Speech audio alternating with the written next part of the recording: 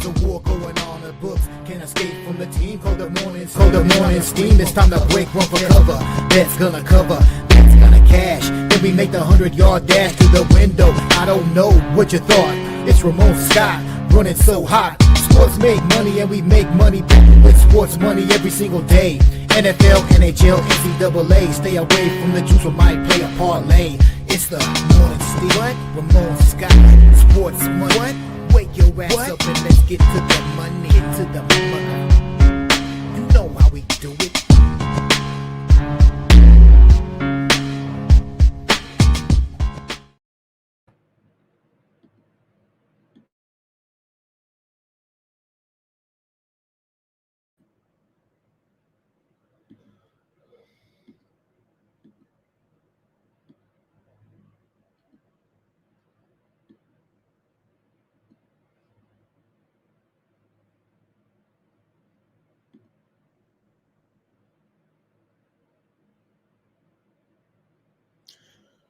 All right, a pleasant good morning to you coming from the sports betting capital of the world, Las Vegas. This is Ramon Scott, and welcome to the Morning Steam Show here for Monday, November 17th. It's time for Monday Night Football, and two of the greatest franchises in NFL history will take to the field tonight in Las Vegas as the Dallas Cowboys will take on the Raiders here tonight. Well, can't be as good as last night's game, but we'll preview Monday Night Football tonight. Cowboys and Raiders, yeah, you might be your favorite teams, but we'll make fun of them here in the next few minutes as they'll do battle on Monday Night Football. I'm sure it'll be a great game. I mean, come on, the total is 50. So, hey, we got a steam move here to come in here real quick, but first, I got to start this off with breaking news.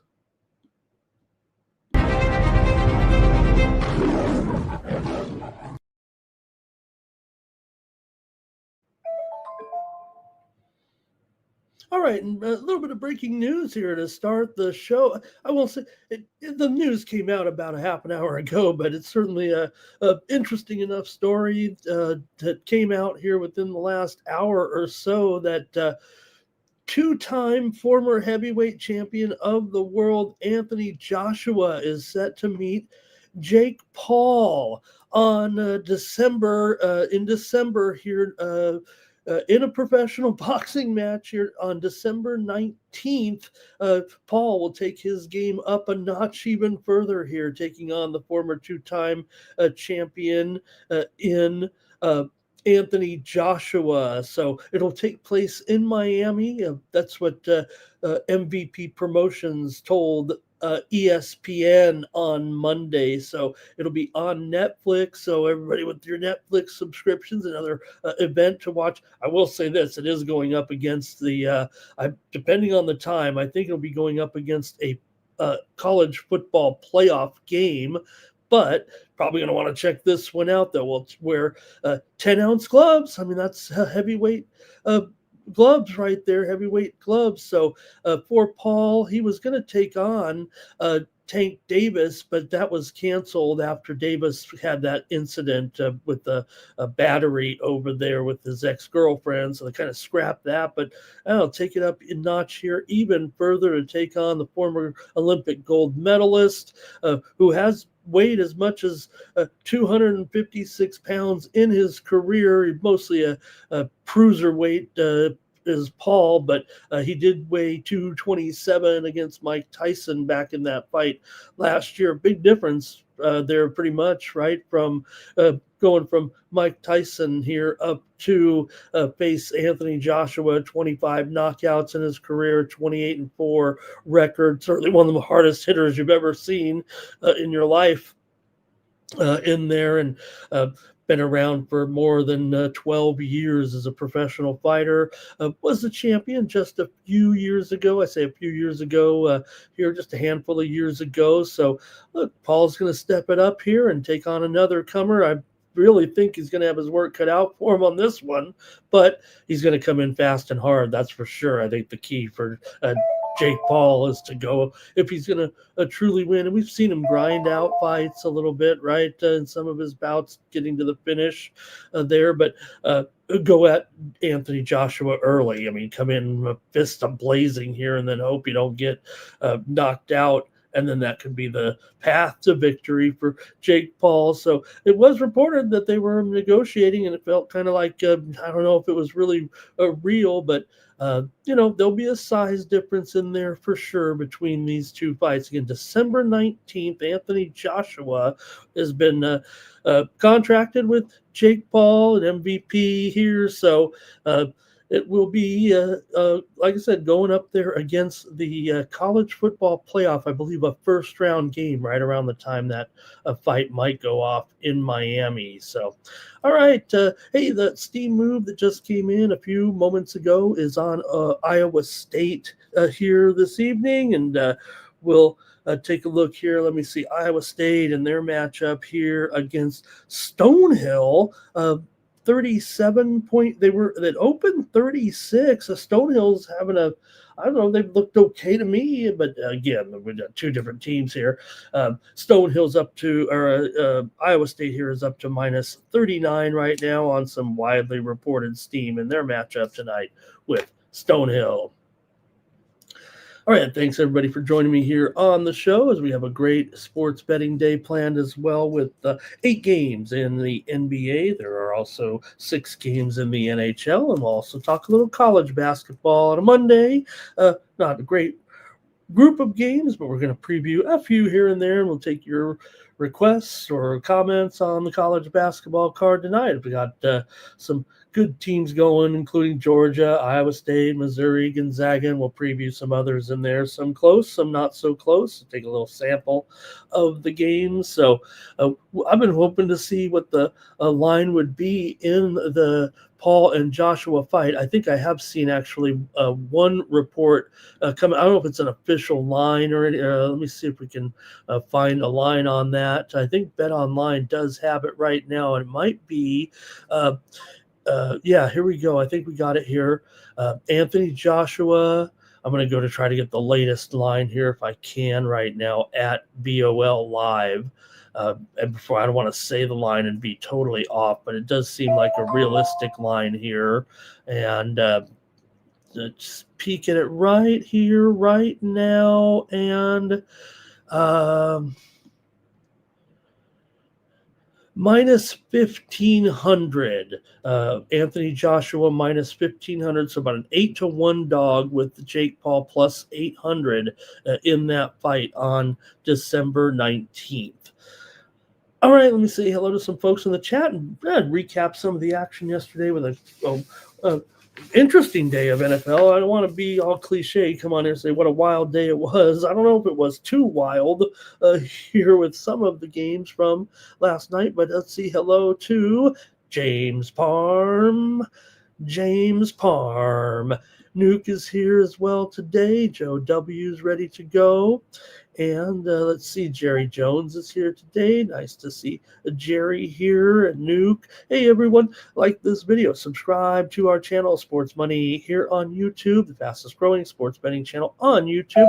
Lovable is here as well as we get ready to talk a little recap of the action here from the NFL on Sunday. Let's get down to business here with these games. It was the Dolphins over the Commanders. We were on the air yesterday, right, with the Dolphins and the Commanders, and well, I was on the Commanders. I think we lost. I lost there with the Commanders in the over for sure. 19-16, or remember I said the game would be 16-13. Well, we kind of got it right there. Miami has won 3 of their last 4 after a 1-6 start. Go figure. My man McDaniel keeping it alive here with the Dolphins. They had a couple of field goals after driving twice early on to take a lead. Miami then also scored a touchdown in the fourth quarter, and it went to overtime because these guys couldn't figure out to kick a field goal in the final minutes of the game when nobody was scoring. I mean, you got to take 3 points somewhere. I mean, we can only continue to get so cute with these bad decisions by the coaches not to take points ever on the field. I mean, if you're not going for it 3 different times and you could have kicked field goals, you're basically giving up 9 points going for 7. So maybe these guys will figure out, maybe they won't. But again, how could the Commanders, I mean, how much time was there left in the game there? They were basically just need to kick a field goal and win the game and pray that Miami doesn't go the length of the field to tie the game up when nobody was going anywhere hardly in the game, although Washington did outgain Miami by about 75 yards in the game. Commanders, yeah, they were giving up a bunch of points, but they didn't in this one. They had given up 32.5 points per game in their previous 6 outings. Dolphins got a 29-yard field goal after a first play interception in overtime to win over there at the Bernabeu, and the Dolphins got a good win. I mean, Dolphins, are they making a playoff push here? The Commanders are just 3-8 against the spread their last 11 as a dog, and the Commanders lose to that Dolphins, and we were on the air there having some fun yesterday. Giants and Packers yesterday.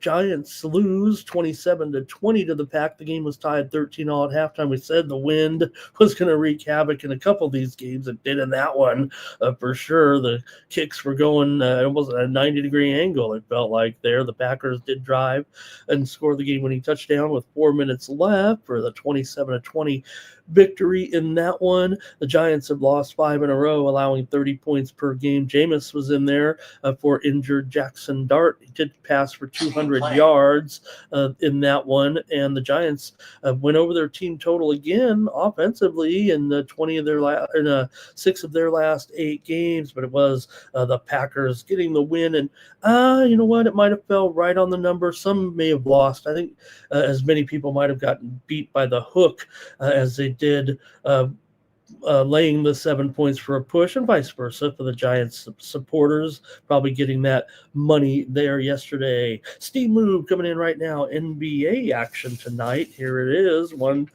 move here with the Mavericks and the Timberwolves. Seeing some steam to the over here in this one right now with the Mavs and the Wolves. This one here is currently at 220, open 227, but man, we're seeing this one go up here right now too, as high as, oh man, we're over 230 here when this one, 230 and a half here at some books. So this one's been on the move here this morning, up about 3.5 points with the Mavericks and the Timberwolves.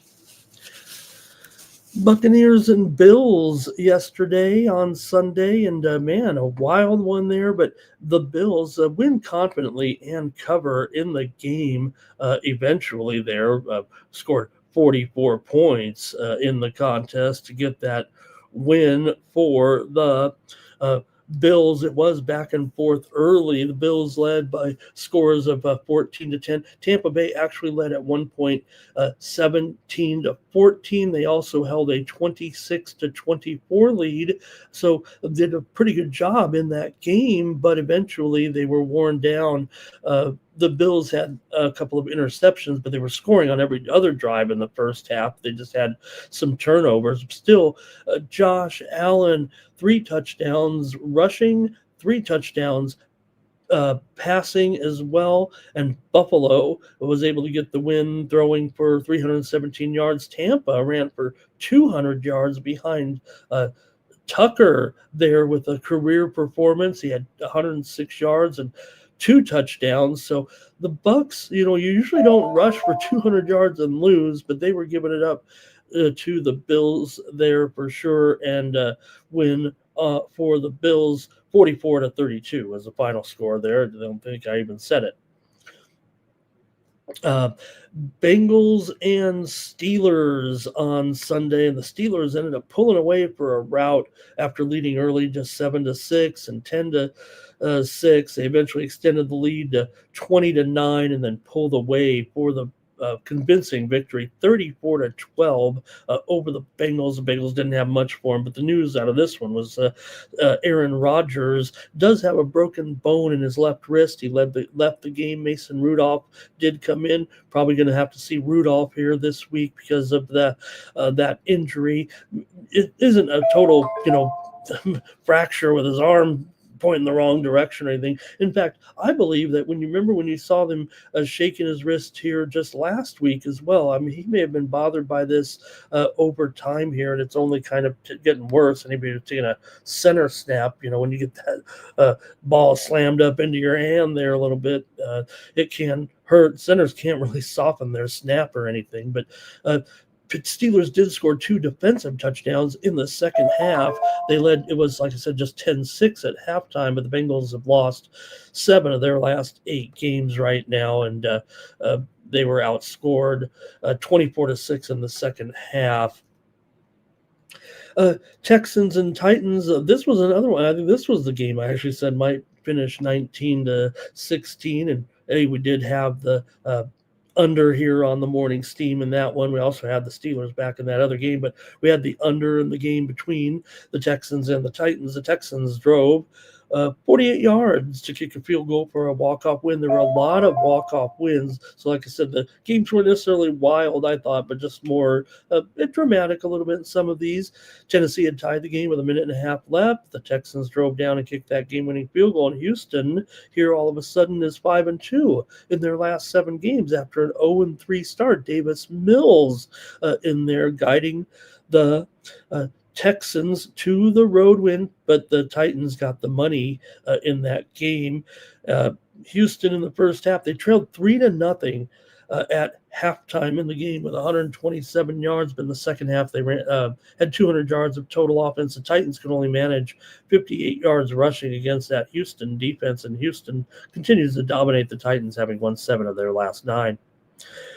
Bears and Vikings, another interesting and close game there yesterday. The Vikings led early 3-0, but the Bears led 7-3 and eventually continued on for the win in that one, 19-17 as Chicago needed a 48-yard field goal at the gun. They trailed 17-16, but the Bears have won 7 of their last 8.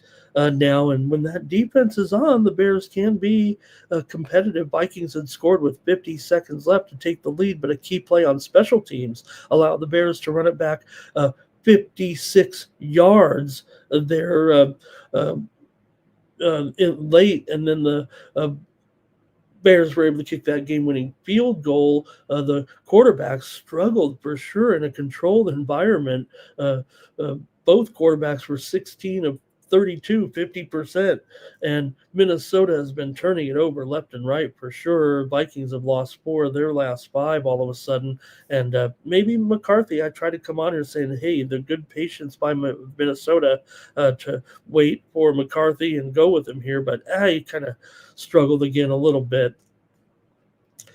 Panthers and Falcons, another dramatic one that came down to the wire, and Atlanta loses 30-27 on another walk-off here by the Panthers, getting the win on the road as a dog. We did have the Panthers here on the morning steam. We also had the under, of course, in that Bears-Vikings, but another winner here on the show yesterday with the Panthers. Bryce Young threw for 448 yards and 3 touchdowns. Bryce Young threw for 448 yards and 3 touchdowns as Atlanta tied the game on a 45-yard field goal with 16 seconds left. But the Panthers were able to come down and get it done in that one. The Falcons have now lost 5 in a row, allowing more than 27 points per game in those games. They led 21-10 at halftime in that game and end up losing at home to the 6-5 Panthers. How about that? Could the Panthers find their way into the postseason here in that NFC South? Somebody's got to do it.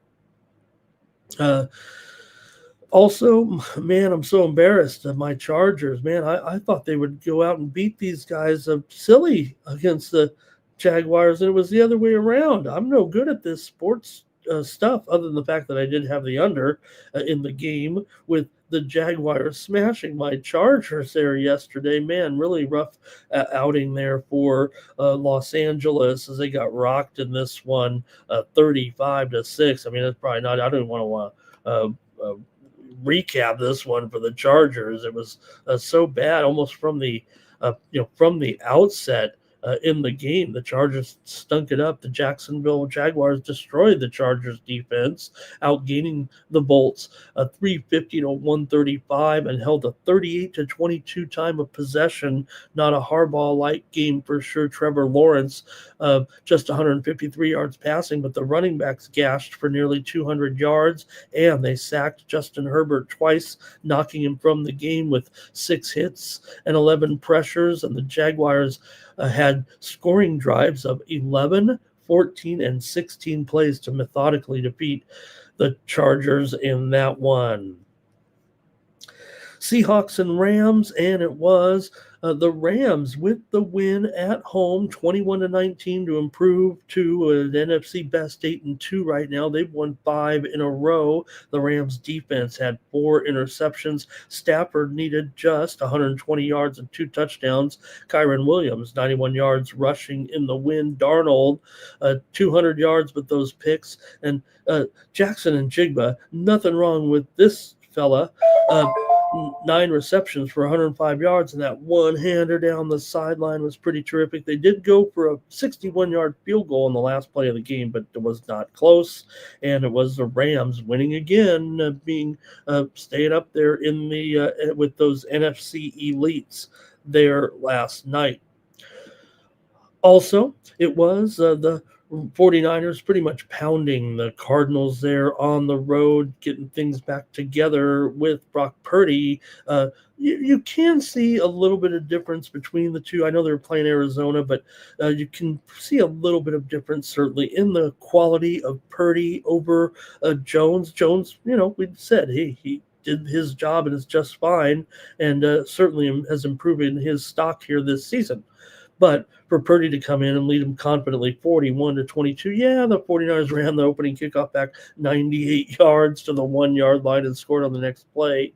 And they had 200 yards in the first half and led 25-10 at halftime behind McCaffrey as well with 81 yards and 2 touchdowns, 5 receptions, and a touchdown reception. And Arizona couldn't get out of their own way with 17 penalties. Cardinals have lost 7 of 8 playing Cardinal football down there. Just 6-14 in division where they used to be pretty good when they were getting big points, but they weren't in this one. Jacoby Brissett, did set an NFL record in the game, actually, with 47 completions and 452 yards because they were behind. Could be a concern for the 49ers a little bit, but Cardinals not good, and the Niners still enough quality there to rock them. Let's pass along some steam, and I want to talk about a couple more games, but we've got some moves coming in with Rutgers here in their game, in their football game here this weekend. Get it right.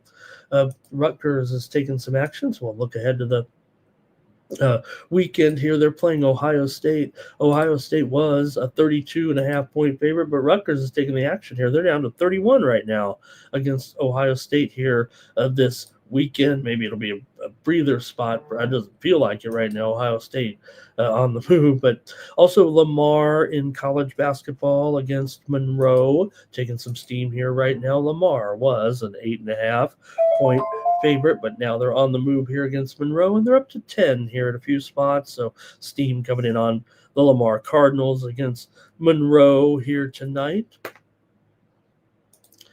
All right, let's see here. A couple more to review on Sunday. Let me know how your plays did here. I had a winner with Baltimore and Cleveland game to go under yesterday with the that might have actually been a loser there. Let me see. Yeah, probably missed it by a point. Nonetheless, the Cleveland Browns probably got the money here, 23-16. The Browns were getting 7.5 for the most part, and they were able to hang in there. Cleveland led 16-10 after 3 quarters, but the Ravens drove 44 yards and scored a game-winning touchdown or go-ahead touchdown with 2.5 minutes to play.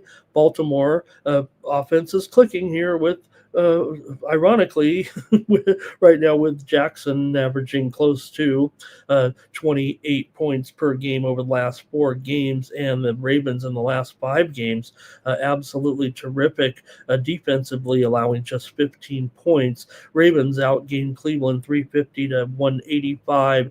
Gabriel goes to the bench with a concussion. He sat out the second half. Concussion, when you have a concussion, you know what happens. Usually you're not going to be able to play that next game, and you'll hopefully maybe seeing, I don't know, hopefully, but seeing Shedeur Sanders. Sanders got in the game and was not good in the game yesterday. 4 for 16 for 47 yards and an interception. But what are you going to do? I mean, there were moments where you'd have 3 offensive linemen on one side trying to block one guy and leaving a Raven right up the middle to pressure Sanders. I mean, no wonder the Browns have such issues here, and Sanders is going to be left exposed next week if he's not. If we're not covering up those defensive players. I will say this: the Browns have basically covered their games at home, and then when they're on the road, they don't cover. So it's just been the home team covers in Browns games this year. I think it's 9-0 actually.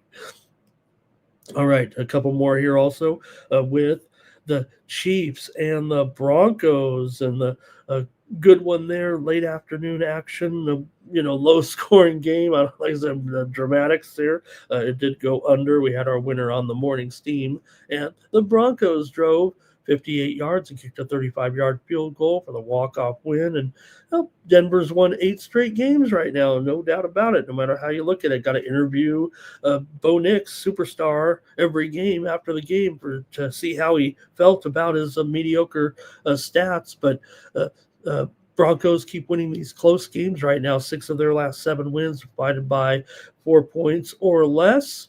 Kansas City's 5-5 for the first time since 2015, and they're also 0-5 this season in one-score games. Last season, they were 12-0 in one-score games. So if you had to point to anything there, they're just not as clutch maybe as they were last year, or maybe they're just that much in decline here right now.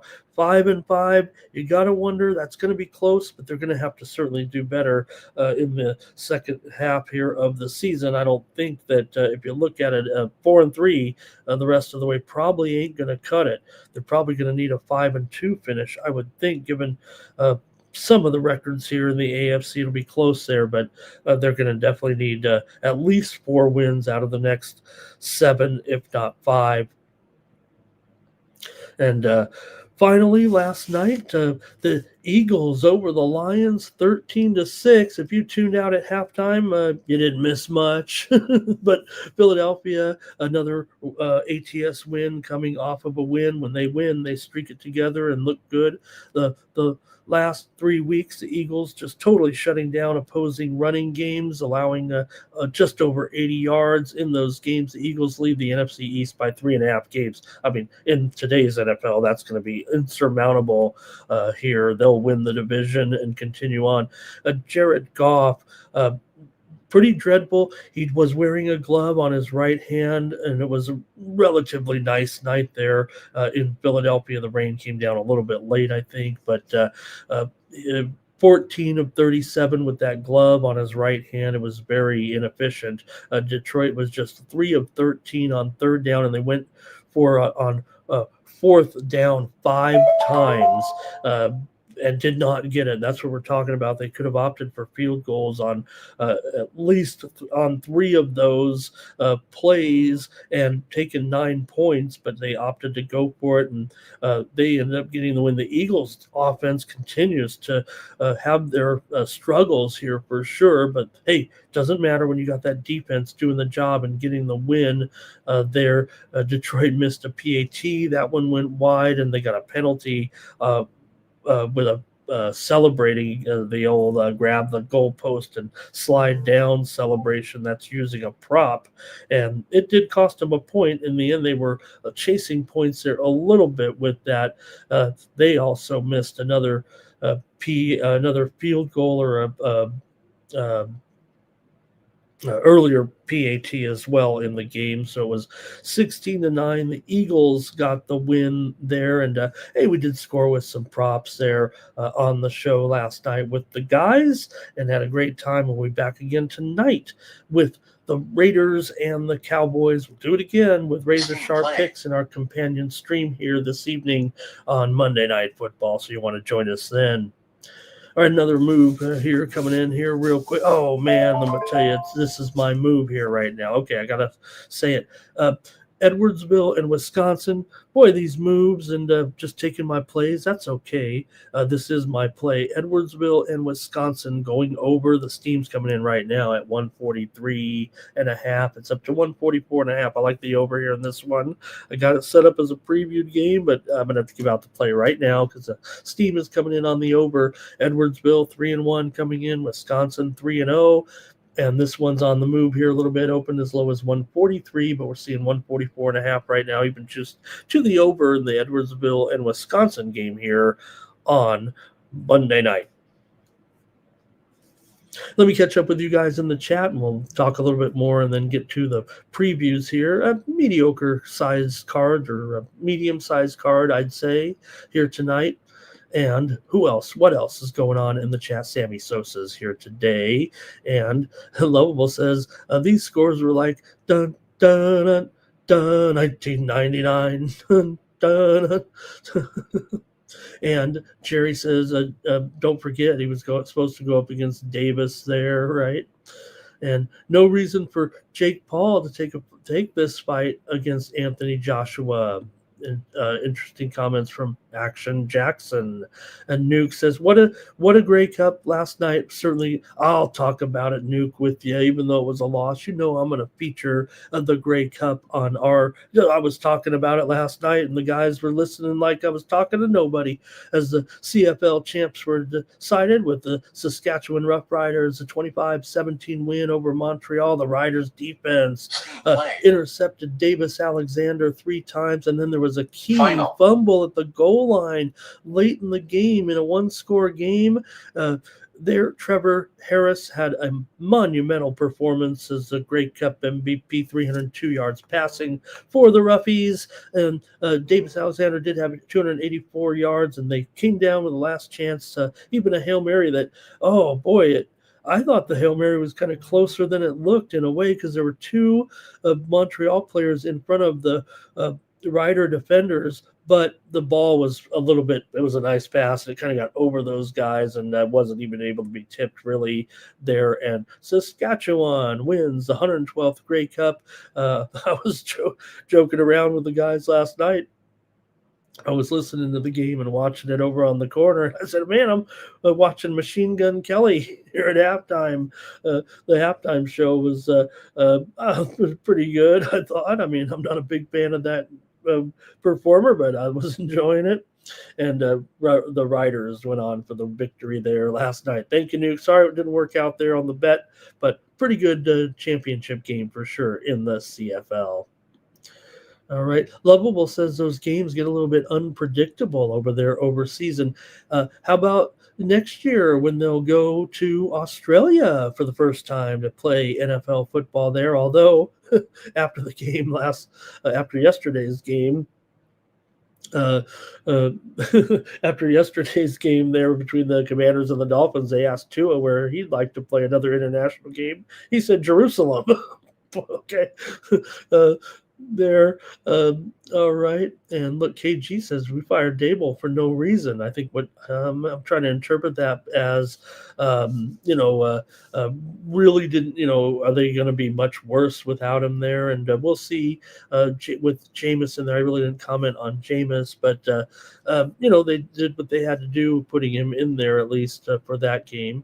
Nuke says it is a fracture there, of course, for Rodgers. And hello to Tex Styles in the chat here today. Gooey McDougal as well. Good morning. And we've got some Challenger action here. I hope we didn't miss a thing there. We've been talking for about 14 minutes. All right. And let's see here. Lovable says Bill should be happy of the rookie wide receivers there. Okay, let's see. Jimmy's in the chat. Joe Burrow, we're ready to go. Here come the Bengals. They're close enough right now to maybe make their own run in the division if they get Burrow back in time. And Flea Mathis here this morning. Nuke says those Bears, I mean, the confidence is building here with Johnson. And yeah, they're moving the points. They're moving the ball there a little bit better. And talk about Darnold here and the struggles there a little bit for the Seahawks. Thank you, gang, in the chat. We'll get the show started here. AOD's ready to go. He's got the steam train going here. Gooey maybe had the Cowboys double result. Good morning to Dylon in the chat. And Gooey says the Cowboys are going to come out firing here tonight for sure with those great offensive players. We're going to get to it right now and start the show with Monday Night Football. Lovable says it's going under. Lovable says Raiders win here tonight. And hello to M the Great. I want to look. Never looked at M's avatar, but now I see it now. Wizard of Science. I like that. Steam play. Been a couple of moves here real quick. Let's go ahead and talk about a couple more moves here in coming in steam plays right now with the Knicks and the Heat. Oh, man, this one's coming in on the over here for sure tonight. Steam to the over here right now in the Knicks and the Heat. We're seeing this one currently at 243.5 here right now. This one opened as low as 241.5, but that steam's coming in on the over with the Knicks and the Heat. Also, while we were talking there a little bit on some of those recaps, Bakersfield and Portland State. Here comes a steam move on the final game on the big betting board under 145.5 as the steam's coming in on this one between Bakersfield and Portland State. This one's down here to 142 here all of a sudden. 3.5 point move to the under with Bakersfield and Portland State. Also, let's see here. Yeah, I think that's good enough right now. We're going to need to get started with the show and start talking a little sports and sports betting with you here on the big board with the Raiders and the Cowboys. Let me hear from you guys in the chat and get the show started and try to talk up this game. Max will get 2 sacks here, says Lovable. And Nasty Nate. Hey, Nate, good to see you in the chat there. He says Dak over 224 passing yards and Williams for an ATD and make that a parlay. Thank you to Nasty Nate for a little play. Let's get started.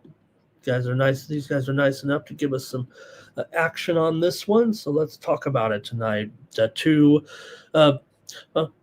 storied franchises here. The Cowboys taking on the Raiders tonight here at Allegiant, and the Cowboys here favored by 3.5, and the total 50.5 here in this one. The Cowboys have lost 3 of their last 4 games coming into this one, and they've definitely struggled on the road, losing 4 of 5 here, but they're going to be road favorites against this weak Raiders team coming in just 2-7. Cowboys are 3-5-1 coming in. Cowboys are also 11-7 against the spread their last 18 games as a road favorite, but 0-2 in that role this season. Somehow they found to be a road favorite for the 3rd time this year right now. Cowboys have gone over in 5 of their last 6 games. Opponents are completing over 50% of their 3rd down conversions over the last 3 games, and the Raiders come in here having lost 3 in a row, but 2 of them by just 1 point and 3 points. They've actually been playing very, very close games this year. 1-3 at home, with the 2 of those losses by 1 point. The one I mentioned, and one other game they lost by 1 point at home as well. The Raiders have gone under in 4 of their last 5 games. This is the Cowboys' first ever trip to play in Las Vegas here, since the Raiders have been here for a few years now, but never, with this being an interconference game, they've never come in here to play here in Las Vegas. So see what we got, see what you guys have in this one between the Raiders and the Cowboys here tonight. Raiders struggling here rushing the football, just 55 yards per game over the last 5 games. But we'll see what Gino and company can do against these guys. I mean, the Cowboys defense is still what we've seen all season. And if the Raiders can get any offense at all, I would think they could hang in this game. I mean, it does feel like the offense is in as good of a position as it could be with Gino going up against basically a team that is pretty much last at getting to the quarterback since Parsons left, and defensively covering guys not very good either. So look, Raiders may have a inconsistent offense for sure, but anybody can move the ball against this Dallas team. I would think the Raiders here could as well. This should and could be Ashton Genty's best game of the season, maybe outside of the Bears game that he had that monster game. But he's, maybe Genty's been a bit of a disappointment, but he has exceeded expectations over the last 2 games. And against this Dallas defense, you got to try him here tonight if you're going to establish any control. It feels like of the game. I mean, like I said, outside of that Bears game, his best game was 2 games ago in that game against Jacksonville. Raiders here, though, still, like I said, they've lost 3 in a row, and their only wins were against basically Tennessee. And they did beat the mighty New England Patriots long ago. I guess you can brag about it now, the way the Patriots are going, but remember, the Raiders won 20-13 in that game. So, all right, see what you guys have if you want here. But, man, it could be a blow-up time, it feels like, for me, for Ashton Genty here. And for the Cowboys, I don't know if I can be on too many of the props with the Cowboys here. Maybe they came a little bit high. Maybe I'm just underestimating their ability here to face the pressure of Max Crosby and crew. I'm not going to sing the praises of the Raider defense, but that's one thing they kind of do well. The only guy I'm really looking, maybe I might be fading Jake Ferguson because his numbers look a little bit high. And when you got CD, when you got Pickens, there are only so many balls to go around here. So we'll see if Jake can get his numbers tonight. But I might look to fade Jake, actually. I'm kind of on the Raiders offensively here, it feels like. But 50.5, gang, what do you think of that?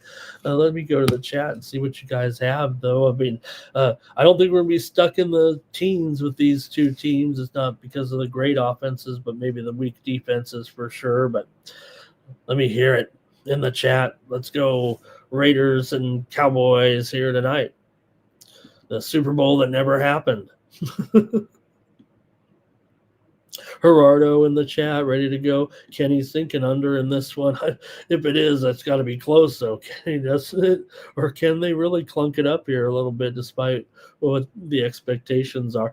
Good morning to Tariq here today. And Gooey says the Cowboys will score 40 against this Raider defense. Man, if they do that, man, the Cowboys, I would imagine that this team is turning things around, and maybe they could make a playoff run. But look, Level says they might not score 24. Look, Max is going to, be pretty rough in there for sure. Raiders here for 9 legacy. Lovable's NFL Jerusalem here. And let's just go. I think we're going to put it in the Gaza. The Gaza. Remember, we're going to turn Gaza into a resort town. All right, let's see. Raiders team total over. Not trusting those Cowboys right now. And Nuke says maybe both teams can lose with these teams, right? Two of the favorite teams to root against if you don't like them anyway, right? Cowboys money line. Somebody's got to win. Uh-oh. Did I lose the chat? Oh, there it is.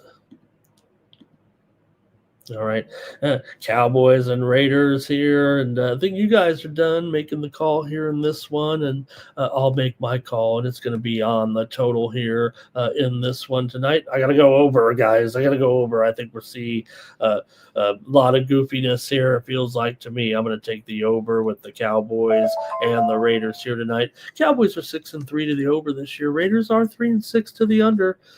That's a fact, and mostly, though, because of their inept offense. defense here. Not that the Raiders, like I said, the Raiders, when they're getting pressure, and they should be able to do it a little bit better, it feels like, at home with Max.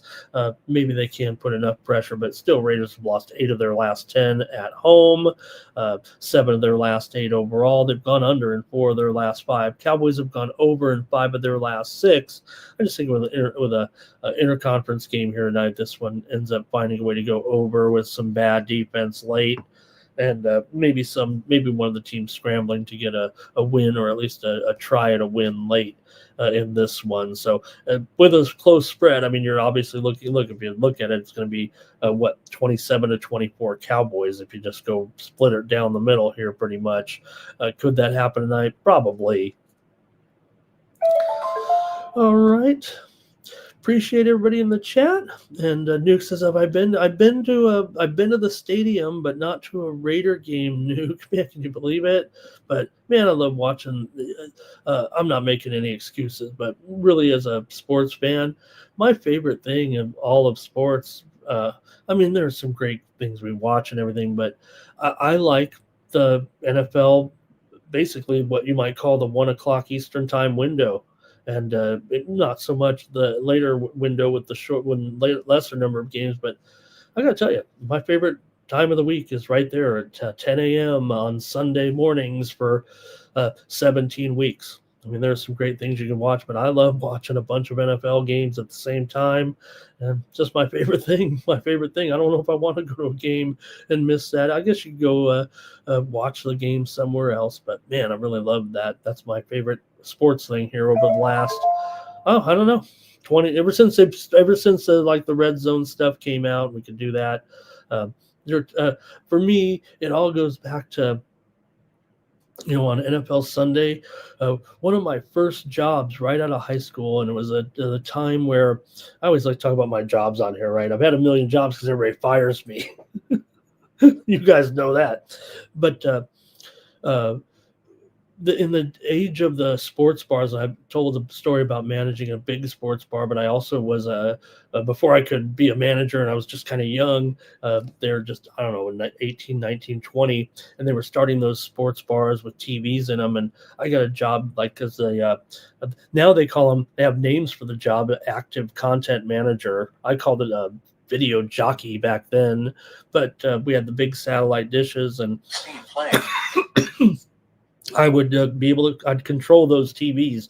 It wasn't easy back then. You didn't have a dial or anything. You had to take these large satellite dishes and kind of move it to different points to find the games. They were free back then, and you could put them in the sports bars. And there was always an incident that would occur every year at the same time.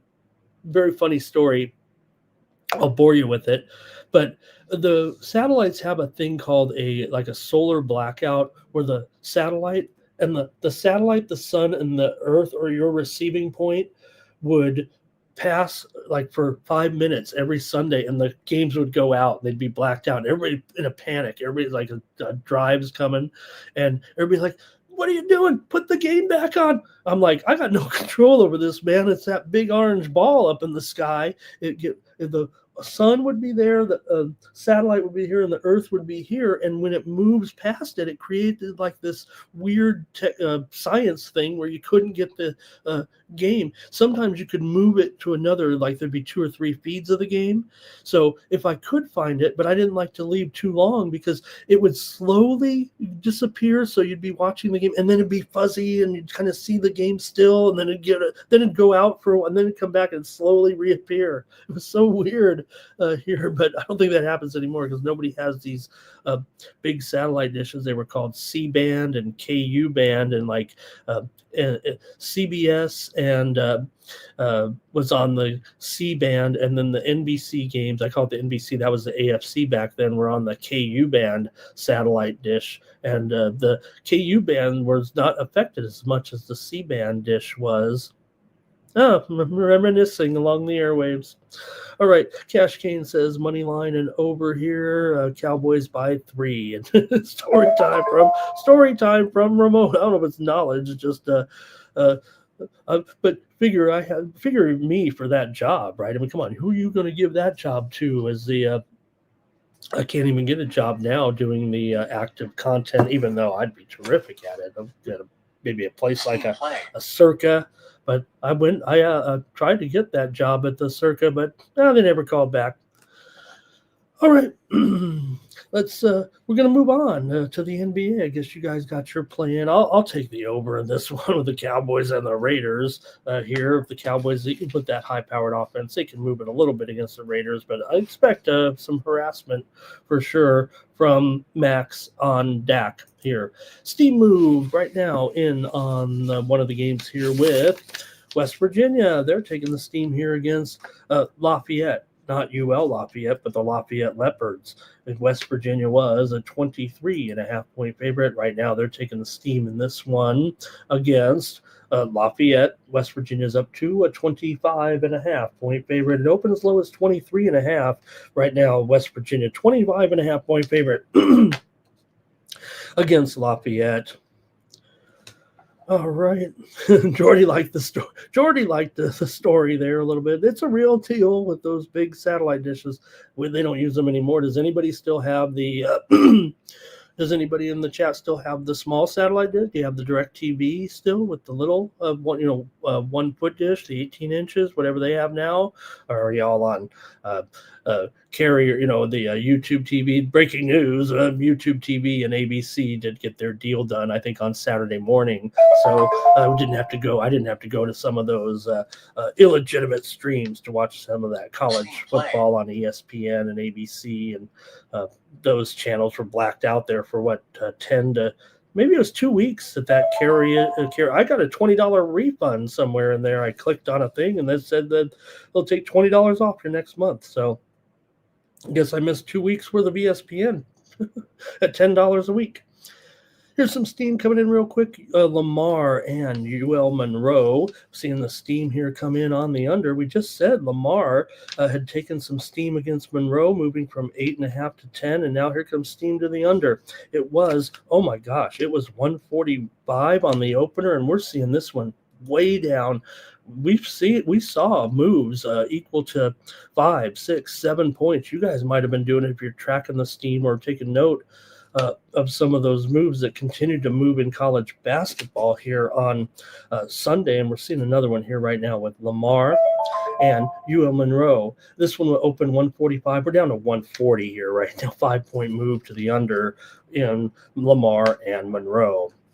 All right, you guys are done chatting of football, so I better move on to the NBA here on Monday night with our card. Let's see what happened yesterday in the NBA. I know we had some winners. In the NBA had, you want the wild, NBA was wild. How about 3 overtime games on an 8-game card in the NBA? All those late games, we were actually keeping track of some of them on Monday Night Football with the Razor and Mikey last night because of the exciting finishes. We did have a big day here on the morning steam show. I know that we had the Clippers against Boston there yesterday, and the Clippers somehow came back and got the money. They were not getting the money there for a lot of the game, but 121 to 118 Clippers got the money. We had them here on the morning steam show.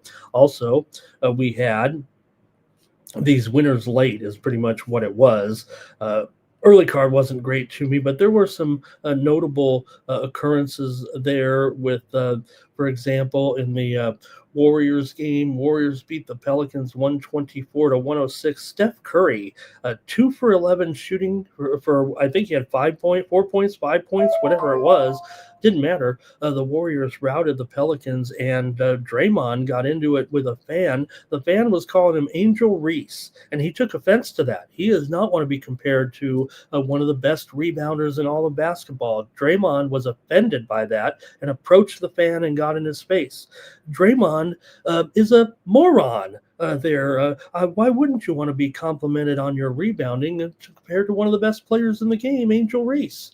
Draymond, just an idiot, and they let the guy stay in his seat. So I guess that kind of shows you what's going on. He wasn't like cussing at him or anything. He's like yelling at him. He says, "Come on, Angel Reese, get more rebounds." And Draymond didn't like that. He did not like to be compared to Angel Reese, a great rebounder. So, well, that's Draymond for you. All right. Also, Wemby, who missed the game, and he might miss the next one, but the Spurs did rout the Kings there. We had a winner on the morning steam here with the Magic and the Rockets game to go over there yesterday, 117 to 113 in one of those overtime games, as Magic did get the money. Also, Portland and Dallas was another thriller there. That one went overtime, and Dallas got the win. We had them here on the morning steam show, plus the points against the Blazers. Also, Atlanta and Phoenix. What a comeback by Atlanta last night. We lost this one with the under 124 to 122. Atlanta outscored Phoenix 47 to 27 in the second half, in the fourth quarter, to erase a huge deficit there. For the win. Impressive by Atlanta. Phoenix, that was the worst performance here. Phoenix has been looking pretty good. Both teams haven't been bad, but Phoenix choked that one. And late night, we saw here Iowa was on the Utah Jazz plus the points, and they got it done 150 to 147 here in double overtime as Utah gets the win.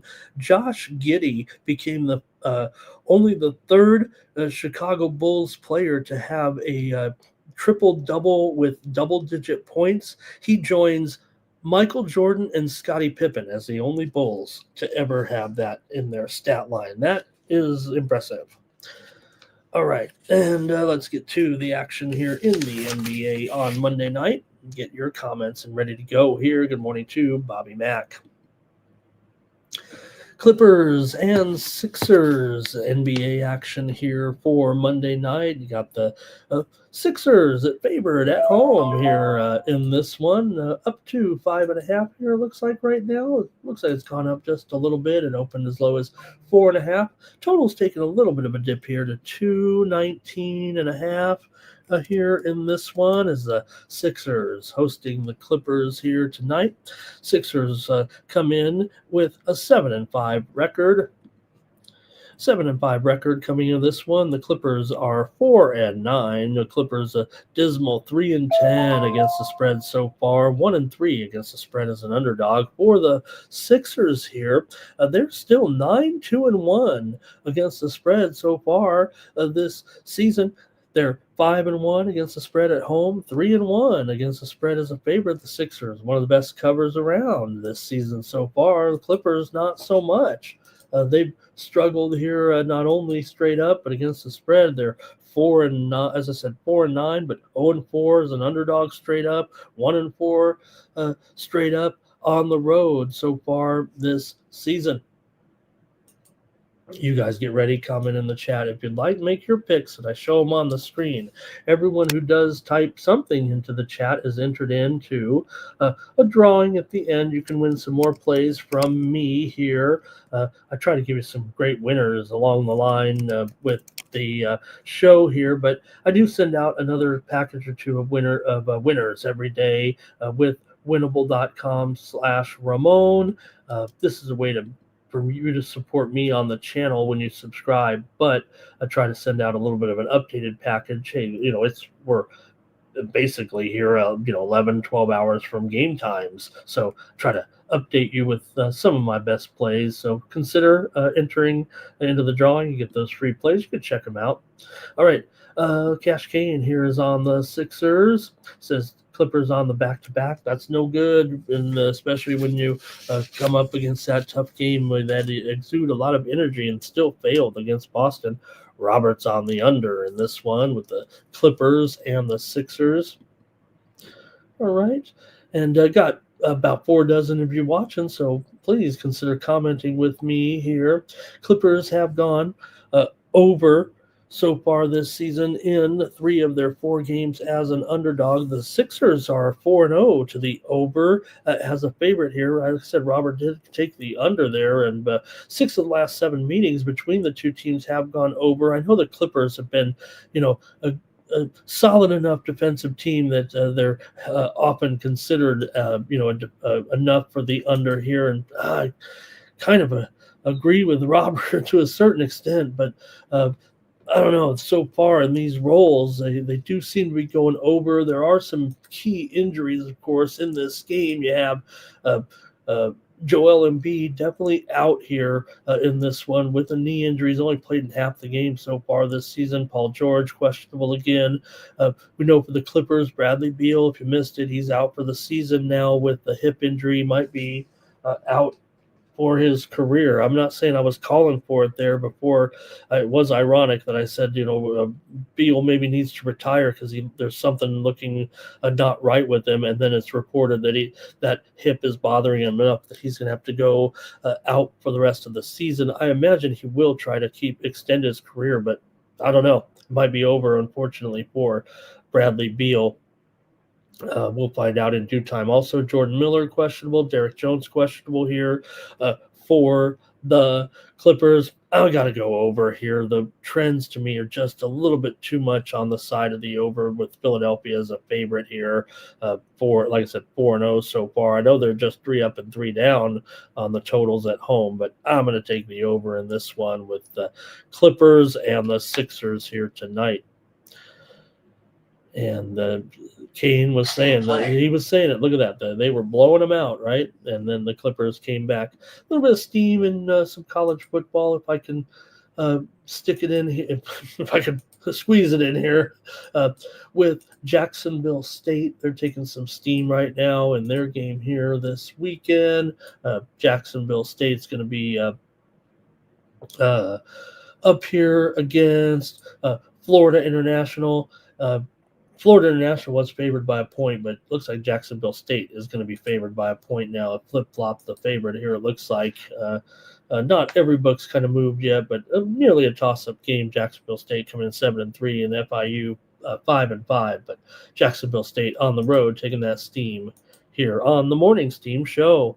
Maxi for 30, says Cash Cade. Let's move on here to the next one now with the Pacers on the road taking on the Pistons. And, we've seen this one move up at least a point here overnight. You got probably one of the biggest mismatches of the season record-wise right now, with Indiana coming in here 1-12. They're on a massive losing streak here. Meanwhile, for the Pistons, pretty much just the opposite. They're 11-2, and they're on a 9-game winning streak. So Pacers have lost 7 in a row coming in. One team up, one team down. Maybe a few injuries of note that could be limiting, actually, the spread here. Like I said, it went from 9.5 to 10, so I'm not going to say it's not going the way of the Pistons. In fact, they opened 8.5 here at some spots, but Mathurin is out. Mathurin's questionable. Nesmith is out here. But for the Pistons, Jalen Duren looks like he'll return to the lineup after turning his ankle, but Cade Cunningham questionable here with a hip injury. However, having played so far in 11 of the 13 games this season, I think that Cunningham might make this lineup here, averaging 27.5 points per game. And Acer Thompson is questionable. Tobias Harris out of this one. Sasser still out for the Pistons here. But Pistons are 6-2 against the spread at home so far this season. Pacers are 2-5 against the spread at home this season. Pacers are 4-9 to the under this season. 1-6 to the under on the road. 3-8 to the under as a dog. Detroit, they've been a little bit nondescript totals wise here, but they are 5-3 to the over at home here this season. Let me hear from you if you have a pick in this one between the Pacers and the Pistons here tonight in Detroit. I got to go under in this one at 220. It's up to 231 right there. Give me the under with the Pacers and the Pistons here tonight. I'll go to the chat and see what you guys have here. And this one is we've got AOD's ready to go with his Pistons. Man, can he not be totally excited right now with what's going on here with this team? And he's calling everybody out. They'll take you down, these Pistons. Tariq says, I got to know about Cunningham. No bet without Cunningham, I think is what is said there. Jordy will just take the Pistons on the money line, lay the $3 or whatever it is here. All right, I'll take the under. Let's keep it moving here on the Morning Steam Show with the Bucks taking on the Cavs here. Good matchup here. Although decent record so far, the Cavs have definitely turned it up here a little bit with a 9-5 record. They've actually been alternating wins and losses here for the last week or two. Same with Milwaukee, but they're 8-6, so maybe a little bit behind schedule for Milwaukee. Not an awful record nonetheless, but Cleveland just 4-10 against the spread so far this season. 1-6 against the spread at home and 3-10 against the spread as a favorite. The Bucks are just 2-4 ATS on the road, and they failed to cover in 7 of their last 10. But they are 4-2 as an underdog. Interestingly enough, 4-2 ATS. And let's see here. For the Cavs coming into this one, they have defeated Milwaukee in 6 straight games between the two teams. The unders come in 7 of the last 10 between the two. Milwaukee's gone under in 4 of their last 5 on the road. They're 2-4 to the under overall on the road. Both teams are combined 16-12, however, to the over. Although Cleveland at home, they're supposed to be a defensive team, but the total in this one is 237, so it looks pretty high here. It's actually gone down. The move has gone down. It opened as high as 238.5 at one book, and now we're down here to 235.5. I like the under in this one between Milwaukee and Cleveland, and give me the under here in this one. I'll get your plays in just a moment. Let me pass along a steam play in college basketball with Colgate and Siena.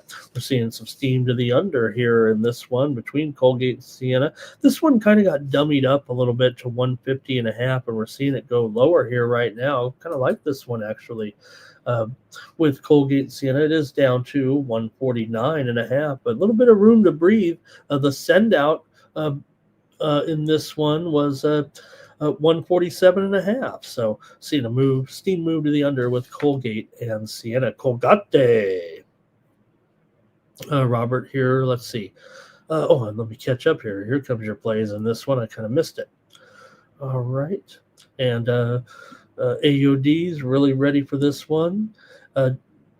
Justin in the chat. Thank you, Justin. Great to see you here today. Saw you send out your plays there a little while ago on X. Justin's got the Bucks here in this one. Getting those points. And Tariq on the under here. Justin also, he likes that Cowboys team total over tonight. He likes those guys to go off. Robert likes the under. He is, however, our Milwaukee correspondent, so got to take that into account. It's his team there a little bit, and he likes the under, but Blues on the over here. Tariq also liking that Raiders team total over tonight. Oh, he likes the Raiders team total over. So you got Justin with the Cowboys team total over, and the Cavs here. The Cavs, Raiders team total over. Maybe that will be an over, like I said here tonight. All right. The Heat and the Knicks in this one. And wow, how about this matchup here? Pretty good game here tonight. Almost a toss-up in this one with the Knicks. 1.5 point underdogs here. Now 2 I'm seeing. A little bit of 2s popping up here offshore. The total here has definitely gone up on some widely reported steam here. And seems like the right move with these two teams right now. Knicks and Heat. Boy, you take this one back 30 years and the final score would be like 92-89. But not anymore. Not in today's NBA anyway. How about that incident last night with the Suns? What was it, in the Jazz game where the referees gave a foul on the Jazz, a team foul, because the ball boy or the mop-up person came out without being instructed and mopped up the floor. Didn't interfere with the game. It's not like they were coming down for a dunk and he got in the way or anything. The refs were just overstepping their bounds. Don't you remember when the ball boy, I didn't know they had said come out. You see it all the time. They're dribbling up the court. You ever been to an NBA game and the kid's mopping up the other end with that chamois thing? How does that happen? That was totally bizarre, and the coach was upset about it, of course. Just didn't make any sense. But, you give with someone wielding a little power, I guess, these referees, huh? All right, Knicks and Heat. here with the Heat favored by 1.5, and the total here 243.5. The Heat come in just 7-6. I said I've been on this team, and well, I'm still on them. I mean, Knicks come in though 8-4, looking pretty good. It's the Heat though that they've been getting the money, so that's what I mean by I'm on them. 5-1 against the spread at home are the Heat. The Knicks are 0-3 against the spread on the road, despite having a pretty good start to their season here at 8-4. They've just been maybe a little bit overrated. Maybe they haven't come through on the road. They've lost them all so far. They've played 12 of their 9 games at home, so they've been taking advantage of that. Pretty much here to start the season. So tell me what you like in this one with these two teams right now. The Knicks are still a pretty strong cover, 8-4 ATS, as well as their 8-4 straight up record. This is only the second time the Knickerbockers have been underdogs all season. They did cover in their previous role as an underdog, but Heat here with pretty good numbers. Yeah, they haven't covered them all here of late. They're coming back down to earth a little bit, but let's hear from you in the chat in this one with Miami and New York here tonight.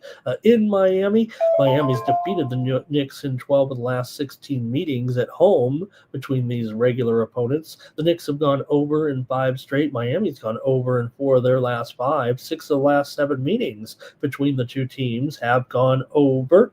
Heat's covered 5 of their last 6 at home. Knicks have won, despite what I said about the 12-4 mark, for Miami at home. The Knicks have actually won 4 of the last 5 meetings between the two teams. The teams met just 3 nights ago. It was 140-132. The Knicks won and covered 6.5 at home. Return the favor here tonight, maybe will the Miami Heat? I think so. I'm going to take the Miami Heat here. Knicks have gone 6-1 ATS in the last 7 games, so playing well, no doubt about it, despite what I said about some of those trends. Like I said, 0-3 ATS on the road. I'm going to take the Heat, and I might take the Heat if they don't cover. Let's get your plays in this one in the chat. A good game here tonight. All right. Let's see here. Normie over for Justin. And I think they're talking about the defense here a little bit. And Team Knicks Blue says Knicks team total, but we don't know if he's over or under here. I think probably over. I'm thinking over if it's blue. Jordy here is on the over in this one, I think. And Tariq, Miami in the over. And Blue says, who had Brissett to get the all-time NFL record with 47 completions? Man, I wonder if he's had to put in the an ice pack. And Robert liking the Heat here as well at home over the Knicks tonight. Injuries here in this one, I don't think there's anything I didn't think too significant here that might affect it, but other than the Brunson and Bam out, but that's already been determined here. Brunson out with an ankle turn. Bam has a foot injury. They'll both miss this game. Whether or not that hurts or helps the total, maybe that'd be the consideration here, but it's only gone up so far. Miles McBride is questionable in this one. OG is out here, unfortunately, with that hamstring indefinitely here at this point. All right, Blue, maybe. Oh, I think Blue's switching the team total under here with that news. Okay, we got some steam coming in here right now on the Georgia Bulldogs in their game today here. Georgia has taken the steam in this one. They're up to 39.5 here against Florida A&M. They opened 38. They're now up to 39.5. Oh, it's higher than that now. It's 41 over Florida A&M tonight. Georgia taking the steam. Speaking of Georgia and large spreads, doing my work here last night after the football games, or during the football games there last night, getting my spreads ready for the week and everything with on the show with the guys. And just want to mention here that the Georgia Bulldog, a lot of these SEC teams, some of the SEC teams at the end of the season end up taking on some lesser competition in their final game or two. They end up taking on either an FCS team or a kind of an an also-ran, if you want to call them that. Well, just want to note this one for this week's Georgia Bulldogs game. Kirby Smart is 0-15 against the spread in his coaching career when laying 38 or more points. This week, Georgia is laying to Charlotte 45.5 points. So just a note, I'm not saying to take Charlotte here in the game against Georgia this weekend, but Kirby Smart's teams 0-15 against the spread in his coaching career when laying 38 or more points. They are taking on Charlotte this weekend. They are laying 45 points. Charlotte is 1-9. Georgia's 9-1. But that's a stat. Trend might not be your friend, but all right. Let's keep it going in the NBA right now with the Hornets and the Raptors. In this one, you got Raptors coming in here, 8-point favorite here right now over the Hornets. In fact, this one's kind of gone up to 8.5, 238.5. Raptors are one of the best stories going here. All of a sudden, they're hot. They've won 3 in a row, and they're one of the best spread teams here of late. Although they're just 7-6 against the spread overall, they might have been overrated a little bit early in the season. The Hornets come in here just 2-4 against the spread on the road, 5-7 against the spread as a dog. At home, Toronto just 2-2 ATS. They're another one of those teams that have played a lot of road games so far. In fact, 9 road games and just 4 home games.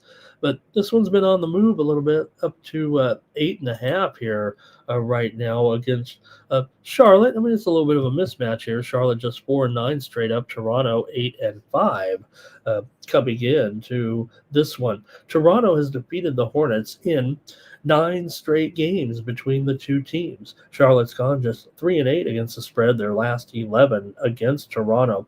Toronto has covered 7 of their last 8 games overall for a real good stretch here right now.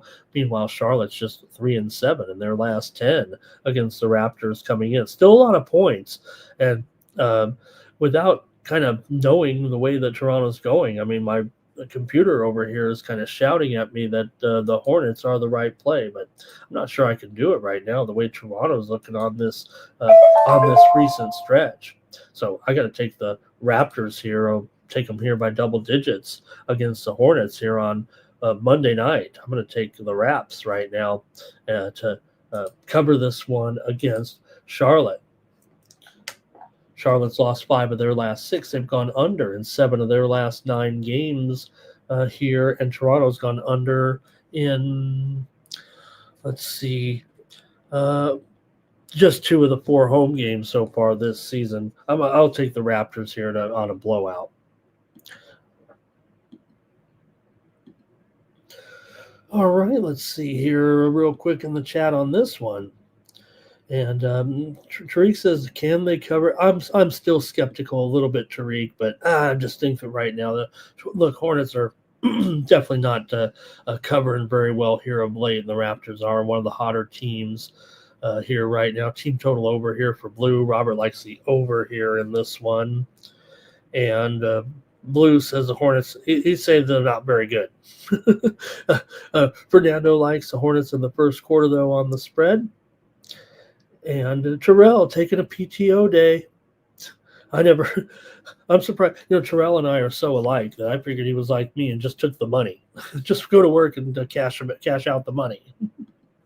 And Gooey's getting horned up. Oh, my God. I don't even know if I can show this comment on screen, but we are here on the Sports Money Network. So McGooey is horned up for the Hornets in the first half money line to take him on there. Hello to Jermaine in the chat today. Nice to have Jermaine with us. All right, next up, we got a big spread here with the Thunder and the Pelicans, and why not? I mean, Thunder here is 17.5 to 24.5. This total's gone down here a little bit. Whoops. This total's gone down here a little bit between these two. You got the Thunder coming in. This is a matchup. It's going to be tough. If you've been looking at the trends kind of in this series a little bit, you're going to have a hard time finding your way off the Thunder. The only thing that stands out is kind of this number right here, the 17 and a half. How can I do that? The 17 and a half, because the Thunder have gone 13-0 against the spread against the New Orleans Hornets here. New Orleans 0-13 in their last 13 games against the spread at home against the Thunder. You thought that there were some other one-sided series. This might be it right now. 0-13, but you got to lay 17.5 points. Can you do it? Oklahoma City has covered 8 straight games against the Pelicans. Here it's their favorite matchup. We know that they do, beat teams up. They don't even worry about the spread. I know no teams do, but you know what I mean. Zion was expected to play yesterday, and I did get on the Pelicans because I thought Zion would be in there, but he got scratched again. He's only played in 5 of the games so far this season of the 13 so far for the Pelicans. Oklahoma City's 13-1 straight up. The Pelicans are 2-11 straight up. The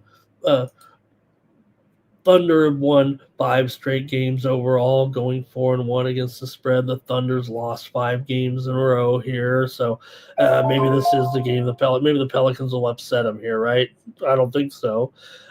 Pelicans have not only lost consecutive games, but they're not covering the numbers here. They did get the money against Portland by 0.5 point 3 games ago, and they covered against San Antonio on the road, but they failed last time out to the Warriors, 124-106. Meanwhile, the Thunder, like we said, not only winning, but now covering. First part of the season they were winning, but not covering. Now they're covering. They had covered I believe 4 in a row, but they did fail last game in this kind of same exact role. They were favored by 17.5 against the Hornets and won 109-96. So, yeah, maybe, just maybe that this spread is all those things built into it, and they're saying, hey, you're going to have to basically win this game by near 20 points in order to cover the spread. Can you do it? All right, I'll hear from you in the chat. Oklahoma City has gone under in 4 of their last 5 games. New Orleans has gone over in 7 of their 5 games as an underdog. So what do you have here, this ugly game between the Thunder and the Pelicans here? Let's take a look at your comments in the chat. An interesting game. Here we go.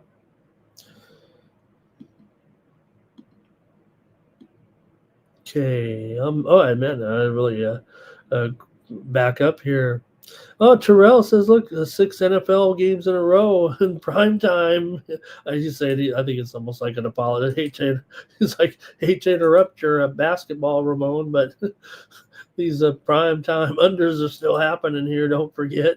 Yeah, for sure. Right. I mean, this has been one of the most solid things around when you talk about constantly these prime time unders right now. And hey, when you got a 50, here's the thing: in the prime time games, you do get some of the best matchups. Not necessarily always when you try to get everybody in there in prime time. Tonight's game, not one of the best matchups. I will say this: the Monday night games so far are 5-8-1 to the under, averaging 42 points per game. The primetime games last week went 0-3 to the under, and they're continuing to do so here again this week. So thank you to Terrell. He always keeps us up to date on those.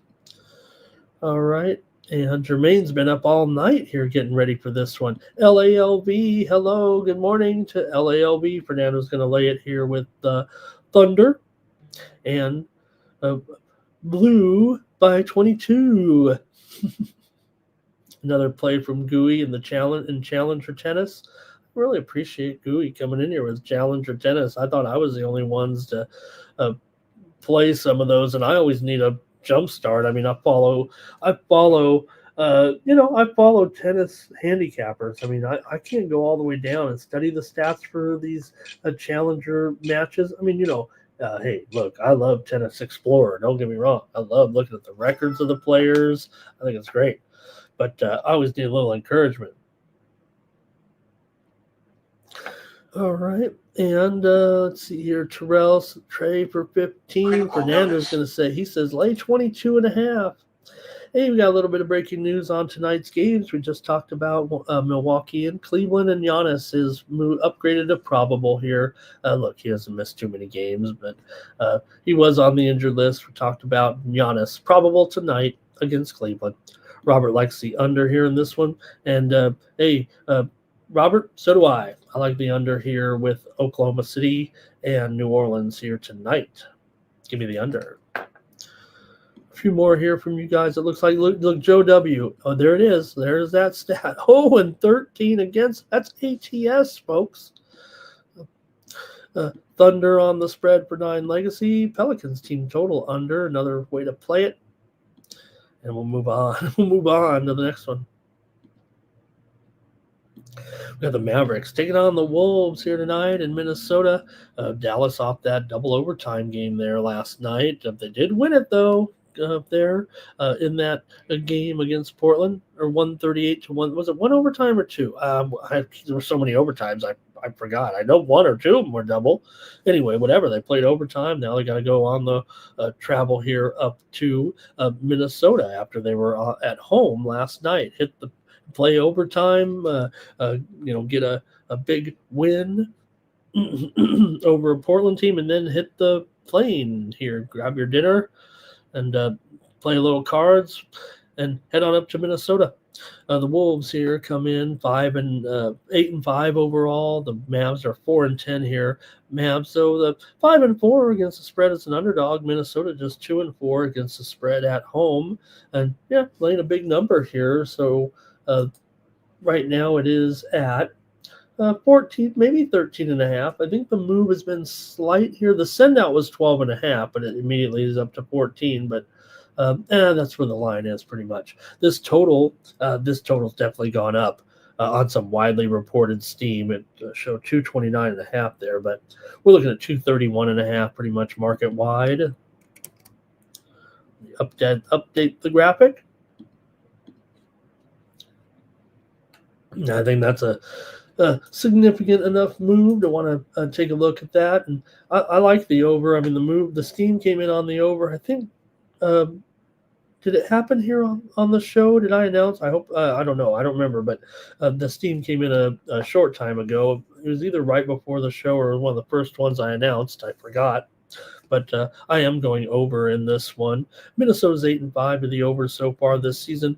Dallas is 1-3 to the under on the road. Again, another one of these teams where they played just 4 of their first 14 games on the road so far. Most of them have been at home, and they don't have a great record, so Dallas is pretty bad. But they've gone 6-3 to the over as an underdog, so I think that's kind of why I'm kind of trending in that direction. Going to take the over as my play here on the show between the Mavericks here and the Timberwolves.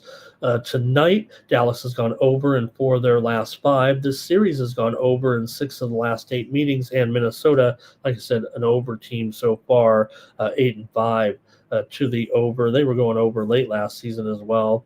So give me the over in this one with Dallas and Minnesota. Your comments, welcome in the chat.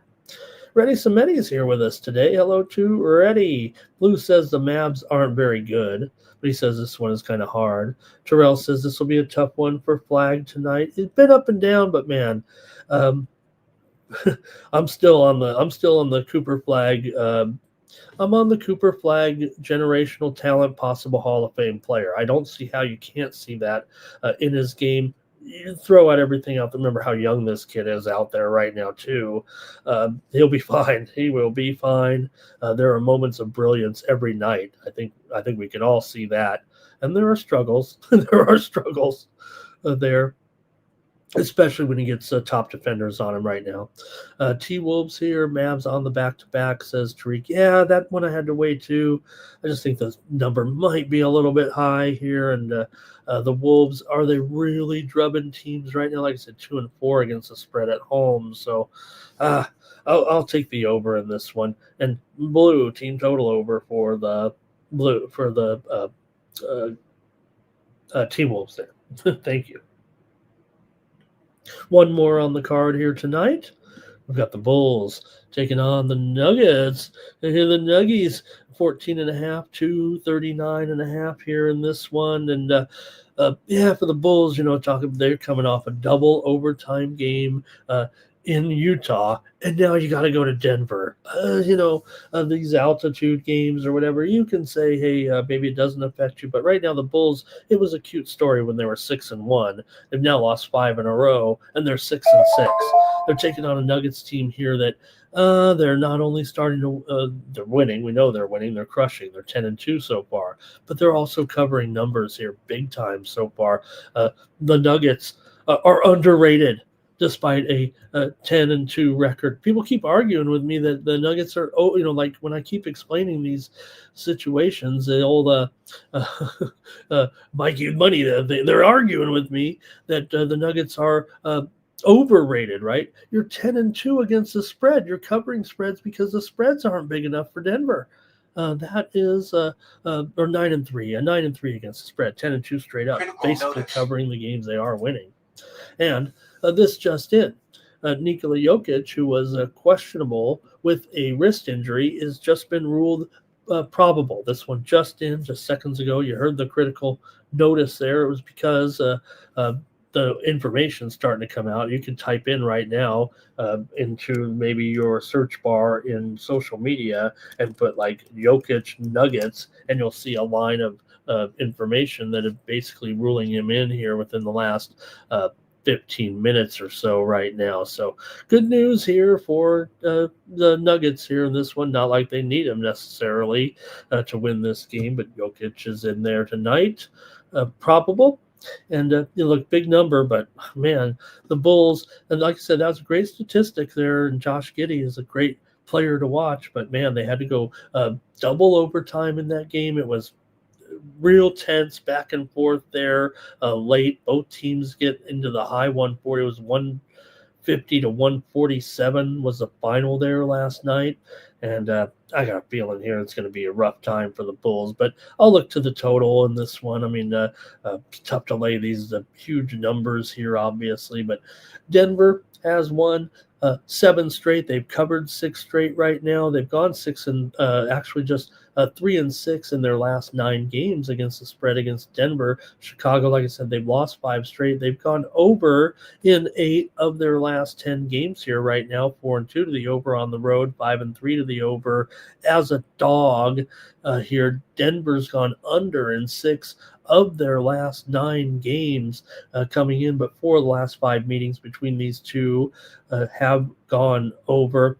And I don't know, after what we saw last night, I don't know if I can go under. I tried to go under last night. And, well, I guess if you look at the final results of the game, like I said, when the game goes double overtime, what are you going to do? But at the time, let me see, I think it was, let me see, no, it went well over, right, in regulation. So I'm going to go over here in this one with the Bulls and the Nuggets here tonight. Give me the over in this one. 240, and then I got to update the total, right? Isn't it 2? No, it's 239, and it's down to 239 here. So the move is on the under here for sure. The move's on the under. Okay. Usually don't see that from me too often, but I'm going to go over here this reduced number. Let's go to the chat. You see it from me all the time. Who am I kidding? Robert Dixon's here, and he likes that was in the Dallas game. Thank you, Robert. And SF Niner says, how about that center Victor? Man, they look good. What a nice match, though, too. It was a great match. Straight sets. What was it? 6 6-5, 6-4 there. Sinner continues to roll there. Took out Alcaraz. I had it to go 3 sets, so I lost that one. But Alcaraz definitely had his chance in that tiebreak in the first set. Maybe just a little bit out of gas there in the second set. Nuggets on a mission. Bulls on the back-to-back in overtime. Taking the crush. Maybe Tariq says here. Terrell says Jamal had 30 against Chicago. And Niners on the Nuggies. And Mike says, I think it said, are these related? You got the chicken nuggets and the Wendy's here. Nuggets are underrated, but taking the Bulls, who are considered overrated. That's right, Nine Legacy, right? When you're the Bulls and you are failing to cover the spread like the Bulls are, and right now, I mean, I think we can all agree that was a great start for the Bulls. Everybody was shocked. There were certainly plenty of people out there who said a little bit of a fluke there. I was kind of buying in that maybe the Bulls had something going. And, I'm sure they won't go on a massive losing streak here. They're pretty decent. And let's see. And Jamal, double digits, says Markel. He likes there. Mm-hmm. And Terrell says this will likely be a blowout. Thanks, you guys. That's the NBA tonight. Enjoy. We'll be along here. We'll be watching it here tonight with the companion coverage. Dylon says Nuggets first quarter against the spread. What's that one? I imagine that's probably up to 3.5 or so, or 4. Okay. But we'll be keeping an eye on that on the NBA card tonight. Most of the games start early there, huh? Right, Mike? Me too. Why can't pizza places be open at 8 in the morning? That's my question. I mean, I would like a pizza after this. I said I was going to get a pizza last night. Last night there after the thing, and I chickened out. I just made some stuff in the air fryer. Okay, we got a little bit of breaking news here right now. We're going to get to it. We'll transition to the hockey here, but man, I don't think we rarely use the breaking news button twice in a show, but I think this one we got to talk about.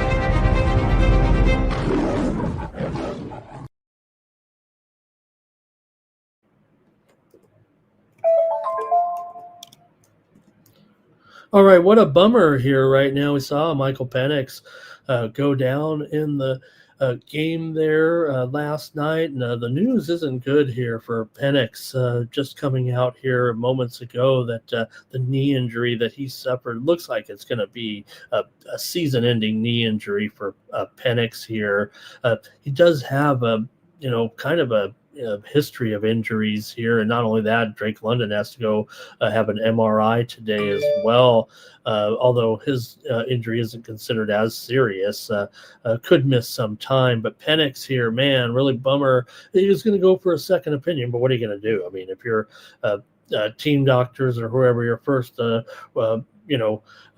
going out there, maybe the pain isn't bad. Maybe thinks he can maybe manage the pain here for late season. It's just tough for an Atlanta team that they've had an okay time of it here right now, and they could still kind of get it or keep it together, it feels like. But this is bad news because Penix is having a breakout season, I think it's fair to say, and not dominating or anything, but shown the potential of that we thought he might have. Look, they're 3-7. I mean, it's no problem if you want to wrap it up here if you're Michael Penix here right now, but they are, favored to win over New Orleans. I don't know if they will be now. The game's been taken off the board here in a few places. They were just 1.5 point favorites as the news was kind of already on the wall there a little bit. They had opened maybe 2.5 or 3.5 and kind of been moving down a little bit. So just a bummer there for Penix, who kind of had a pretty good season here so far, and they'll have to move on, it looks like right now, from Penix here. They certainly have a capable backup here. This Cousins stepping in. It's not totally a downgrade, I guess, although Cousins, it seems to me like when Cousins has been stepping in, he really struggles in the first game, or maybe in the game he has to relieve somebody, and then maybe he picks it up. So they'll get him, but that's a bummer there for Penix. All right, let's move on here to the NHL. I'll go with NHL tonight. Oh, you got some comments here. The tendies, right? The tendies. I mean, are they different, the tendies and the other chicken there? Oh my God, Blue's eating barbecue chicken. No, you're not. Blue, you're not eating barbecue chicken right now. Everyone wants pizza on Monday mornings. Cold pizza, cold pizza isn't the way. Like I cannot do like a chain pizza cold, right? It's got to be a mom and pop or freshly made with a lot of cheese, extra cheese. All right, man, the double stack meal. Terrell bringing your expertise here to the chat. And cousins need to work. Cousins need to work. Dylan, we're ready to go in the NHL. Let's do it. Let's get ready. He likes the Bruins team total over. Right before him was Blue talking Bruins there. We got a nice card here tonight. Let's get to it. Where's my... I'm only stalling because I can't find my sheet. Oh my God, what is going on here? Kelly says a pot pie Monday at KFC. And I do always talk about my jobs, all my jobs that I've had in my life. KFC was my first job in high school. As soon as I got a car, drove to KFC, 16 years old, got my license, got a job at KFC. And that was a pretty good job, man. I would take my friends at the end of the night. The chicken you hang out with your friends out in the, on the street or whatever. Take them a big bucket, a bag of chicken. Become a friend of everybody. All right, let's see here. Blue says, "I'll send you a picture of it right now." Oh, but it's Domino's. Oh, okay. Oh, Irish King says the beef may be frozen there. All right. All the chickens the same. Thank you, Dill. Thank you, Dylon. All right, I'm a little goofy here on Monday, and I got some steam for you.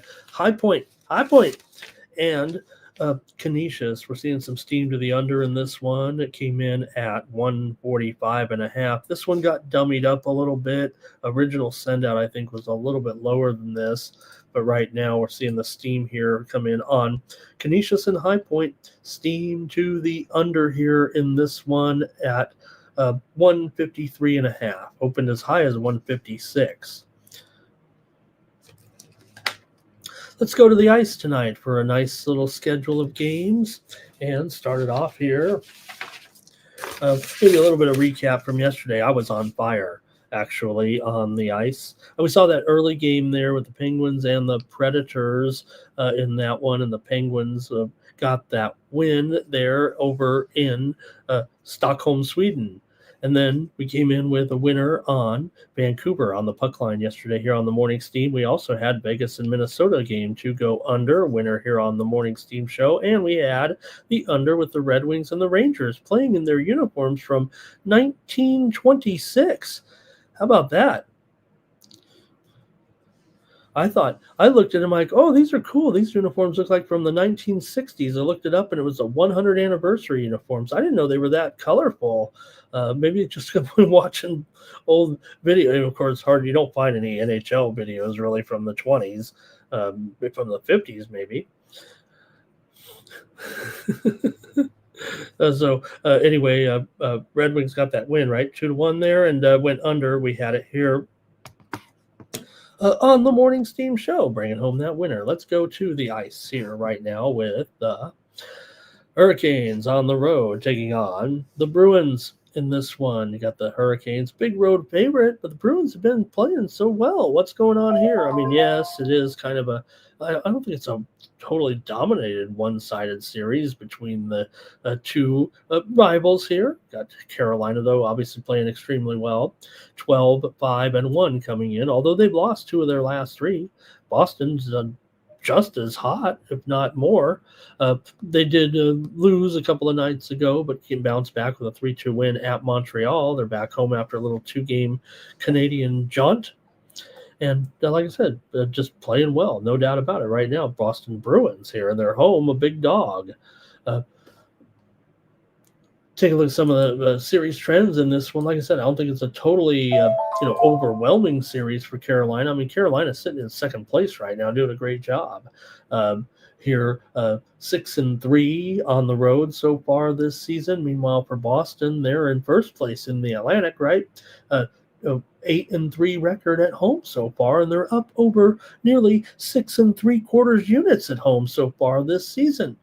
But maybe a little bit of that series history could be factored in to this one. I don't think it's been totally overwhelming, right? Let's see.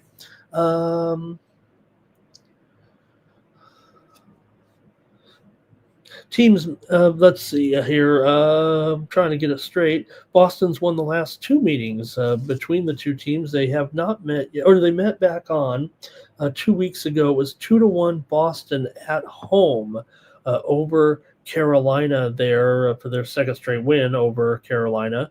Carolina had been dominating the series a little bit before that. Carolina comes in here having won 5 of their last 7 games overall. They're 11-4 as a favorite so far, 6-3 straight up on the road. Boston, meanwhile, has won 6 straight games at home. They've won 8 of their last 9 overall. They're 10-7 straight up as an underdog. Here, and we know that these games have been coming in here so close this season. So many one-goal games, especially in division games or rivalry games. Like I said, these two teams are in the same division, but they have some great games. I consider it a little bit of a mini rivalry for sure. The total here might be going down. I'm showing plenty of 6.5s out there, but the game's still $1.85 for the most part across the board. Kochetkov in the pipes here in this one, I think going up against Swayman. Let me fire up the goalie computer here in this one. And nothing confirmed, although some of the sites have moved to Brandon Bussey in for the Hurricanes here, 4-1 record, 2.6 goals against, and 89% save percentage. Let me see here. I might be something to consider. I'm showing 2 of my sites still on Kochetkov, but that was the first I've seen of Bussey possibly in here tonight. So maybe got to let me know on that. 2.6 goals against for Bussey and an 89.5% save percentage. Swayman 8-4, 2.99 goals against and a 90% save percentage in this one. I got to take the Bruins here. I don't think it's a fluke. I don't think they're going to be as good as what we've seen so far. Still just 12-8, not an overwhelming start, but good enough for where they're standing right now. The Bruins are probably minus $1.60 on the puck line here tonight. So Carolina center Kanemi is, I think, out tonight with an ankle injury. Let me see here. Questionable here tonight. I'm going to take the Bruins in this one, plus a goal and a half. Like I said, I'm always going to defer probably to these goal and a halves, even at minus 160, but I don't mind. I encourage you if you want to play at +1. I respect that, but I just kind of give out standard plays here on the shows. You know what I mean. But I got to think the Bruins are live tonight against Carolina. Let's see here what we got with you guys. Got some plays in here. Timothy likes the Bruins on the money line at this price. Robert's got to like the over here in this one. And Kelly says, let's see. Yeah, right, Kelly, you bribe them with the food, They weren't really my friends. They just pretended to like me. All right. And Nuke says got some injuries here from last night. McAvoy leaves the game. Arvidsson leaves the game as well. So that might be factored in. Although the line here basically has been kind of the same as the opener for the most part. And let's see here. Mike says the Bruins in this one. And Blue's going to go to the over now in this one. How about Geeky or Pasternak here, maybe to get a point? And maybe she's saying that those are Boston guys. I thought she was saying, take Boston, guys. There's Reddy Samedi with maybe a little play there. And, oh, man, you hate the old slap shot to the face. Dylon says Bruins team total is 15-5 overall and 9-2 to the over at home. And you know how Dylon likes those type of trends. And Kelly says if Freddie is out, bet Geeky. Yeah, I think that's what we're seeing here a little bit in this one as well. So, uh, like I said, if they go down to Bussy here or Kashetkov there, you got Swayman in here. Although, like I said, Swayman 3.0 goals against, and but an 8-4 record. All right, I'm gonna take the Bruins. Okay, next up, Oilers and Sabres here on Monday night. You got the Oilers. Yeah, they're favored on the road, $1.60 right now. And the total, 6.5 over at -120 or so in this one, with the Oilers coming in here on the road, 9-7-4 currently. Oilers have won 3 of 4 coming in. Buffalo, meanwhile, they snapped that losing streak here. The go improve to 6-8-4. They beat Detroit on the road on Saturday night 5-4 to snap that streak where they were really struggling. They were losing games pretty much by 3 goals every game. They were on a 3-goal losing streak, if you know what I mean. They lost every game for like a week or two by 3 goals. A little bit of steam here I want to mention real quick. Seattle and Tennessee, game total moving under, with Seattle on the road against Tennessee this weekend. It was 41.5. We're going to see this one move down to 40, maybe 40.5 or 40 here. Steam to the under with the Seahawks and the Titans. All right, we're going here, though, with this one between the Oilers and the Sabres. Want to hear from you in this one. Sabres defenseman Michael Kessering is questionable tonight. Kind of the biggest injury news, I think, of this game here. Edmonton coming in on the road 5-3-2 in their last 10 games overall. For Buffalo, they're 2-4-4, I think, here in their last 10, but they are 5-3 at home this season, but 4-9 as an underdog. So yeah, they're okay at home here, despite this poor record. So I say poor record. I mean, still 6-8-4 for Buffalo. It hasn't been dreadful here, despite for a time there, a little bit of a rugged start. I think it's going to be Skinner and Lyon. Let's check the goalie situation in this one. Colton Ellis is going to get the start here for the Sabres here. He was in the starter's crease this morning. Ellis is going to make his 4th start of the season. He's 2-1 with a 3.35 goals against average coming in, an 89% save percentage. So we haven't seen too much of the Sabre backup keeper, but he's going to definitely looks like he's going to be in here in this one going up against Skinner. Oilers are a dreadful 3-13 on the puck line this season as a favorite. Buffalo's 6-7 to the puck line as an underdog, but man, you got to lay $2 in this one to get involved there with Buffalo. Let's take a look at some of the head-to-heads in this series. Not played but twice a year, but nonetheless, let's take a look.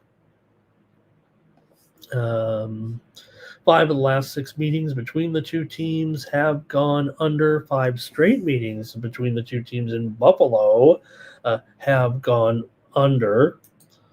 I gotta think Edmonton's gonna win this game still. I'll take them. $1.60 here. Give me the Oilers. I'll lay this chalk with them on the road. Get comments from you if you'd like. Thank you, everybody. And Timothy's with me, going to lay these Oilers here. But there's Boston Bruins on the money line for 9 legacy. Irish King says Boston money line. Edmonton team total over. Robert's on the over in this one, I think, with the Oil and the Sabres. And Kelly says, hey, look, somebody loves me out there. Thank you, Kelly. Oh, man. Lonely Ramon here. Okay. Final. 9 legacy likes the Oilers. Mike likes the over in this one. Thank you to Blue for a great time this morning. Jordy on the Oilers money line, and Nuke says lay it. Lay the 1.5 on the road.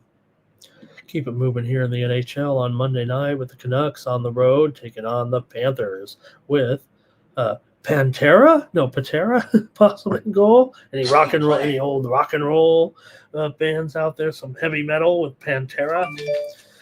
All right. We got some steam here real quick in college basketball. If I could squeeze this in, we're seeing some steam right now in the matchup between Tulsa and Kansas State. Tulsa was a 14-point dog originally here, but man, this one's gone down considerably. Tulsa getting plenty of action here today. It was, like I said, as low as 13 on the 14 on the opener. 14 and a half at DraftKings, 14 and a half at Stations, but all the way down to 11 and a half here right now. This is at least a 2.5, 3.5 point move to the under with Tulsa and Kansas State. Wow. I'm sorry, the steam to Tulsa. Steam came in on the under already, had driven it down from 165 and a half down to 162, just to throw that in there. I don't think that was on the show. So under did come in overnight. And then just now Tulsa. So Tulsa and the under is definitely the move here as far as the spread and total is concerned. When I say the move, that means the direction that it's going. Okay, let me look at this one here with the Canucks. In this one, let me look at the goalie situation. I typed in Pantera here for Yuri Patera. This would be, I believe, his debut here in this one. And so going up against Bobrovsky here for sure. But you have the Czech player here in goal for the Canucks here tonight. Obviously was playing in Abbotsford here. Signed, let's see. He's been in action before, I know that. Yeah, he was okay. I thought so. He was with the Golden Knights. I knew mostly though. I believe played with Henderson with the Silver Knights, or for the most part. That was a few years ago there. So I do remember that. But yeah, played with the Silver Knights back. I think before I was here in Vegas. So. Steam play coming in here real quick right now. College basketball will continue on with the Canucks and the Panthers, but Clemson is getting steamed right now in their game tonight. They're on the added board late here against North Alabama. Clemson was a 23.5 point favorite, but we're seeing the steam come in right now on Clemson here tonight, and Clemson is currently up to a 27-point favorite against North Alabama. This is at least a 3-point move here, maybe 3.5 on the morning steam show.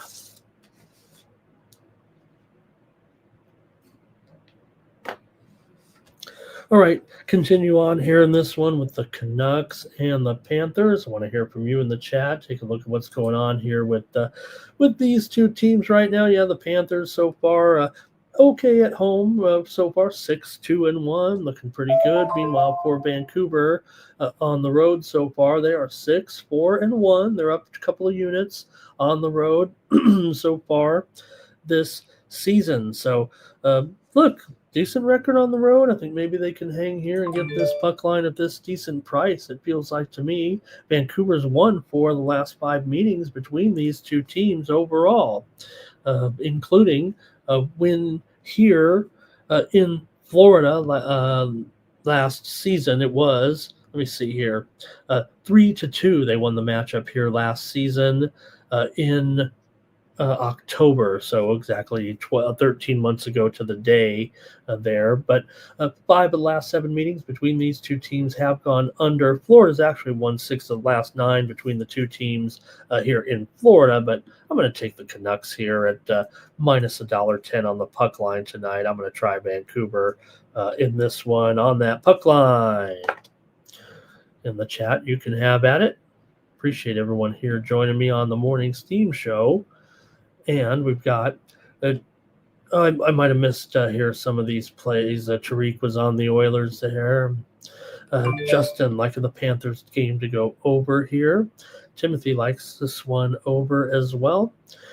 Kelly says Buffalo, 6 of their last 8 games over. And maybe the defense here a little shorthanded, she says here. There for Buffalo. Who's Ellis? Ellis is a great guy. Let me tell you, he's great. Panthers are easy money, cash gain Panthers here. Panthers for Tariq, Panthers all day. They are minus 255. So Robert on the over here in this one. I got to think that's going to be the case.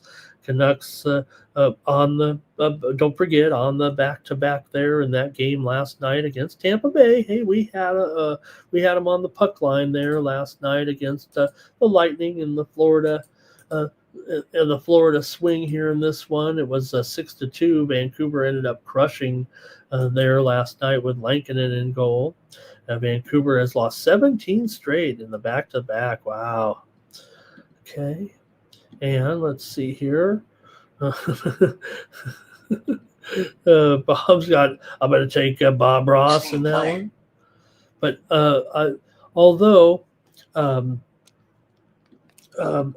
you know, so of course, Bob Ross, I mean, he is a legend. But for me, I was, look, those shows came on when I was young, and I really loved those shows, the painting shows. But for me, I kind of liked the other Bill Alexander, right? I liked Bill Alexander. Look at the happy tree. Look at the happy trees. Look at these fluffy clouds in the sky with that German accent there. I think it was German. I was more of a Bill Alexander kind of guy.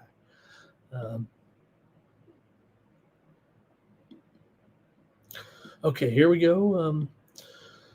Canucks money line for 9 Legacy. Panther. Greg Gibson says 4-3 Panthers. And maybe we'll get some rats thrown on the ice tonight. Dylon's ready to cast the Oilers already. Come on, Dylon. There's only one game, all right? They lose to Buffalo tonight. All right, let's keep it moving here right now on the ice and go to my Kings on the road, taking on the Caps.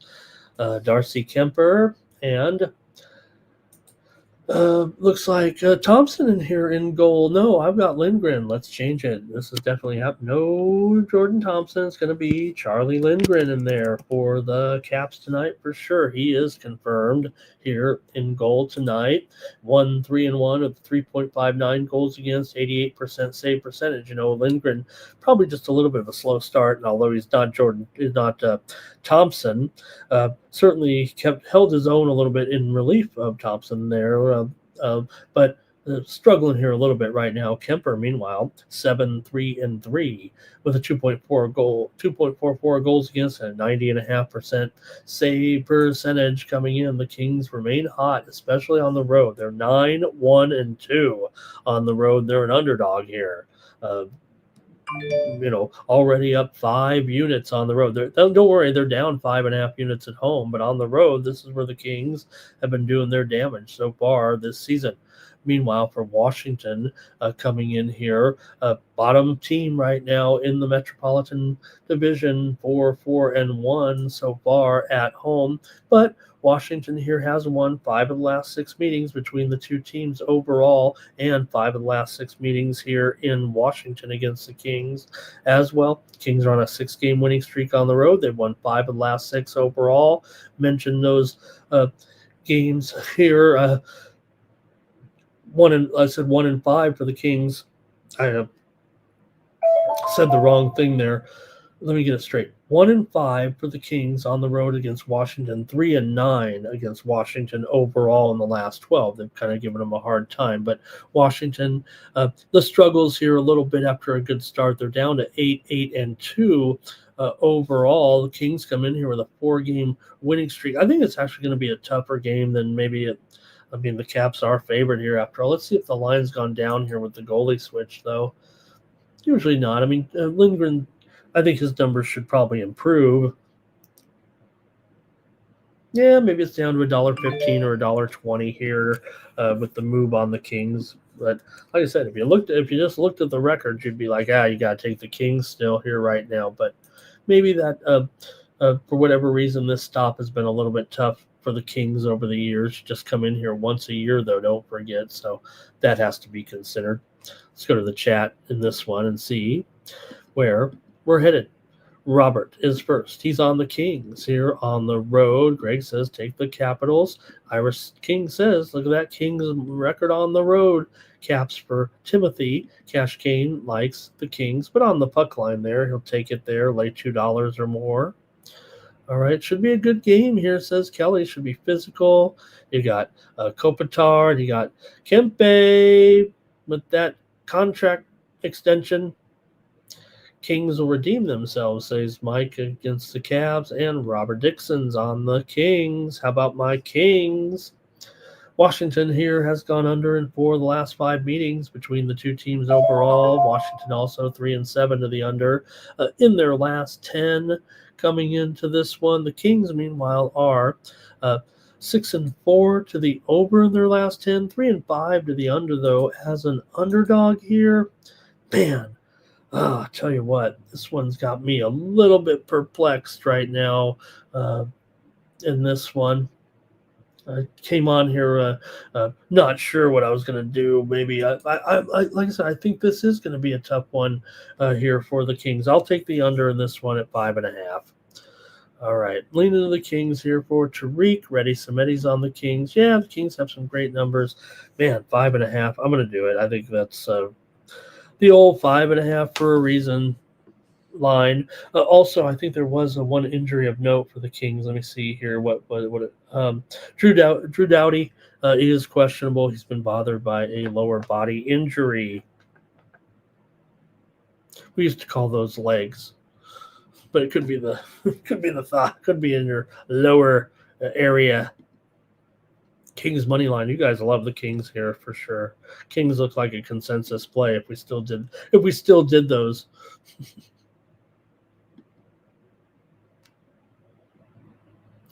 All right, the Canadians are on the road taking on the Blue Jackets here in this one. You got the Habs, an underdog to Columbus, it looks like right now. Jack Greaves, I think, in goal here. Let's take a look.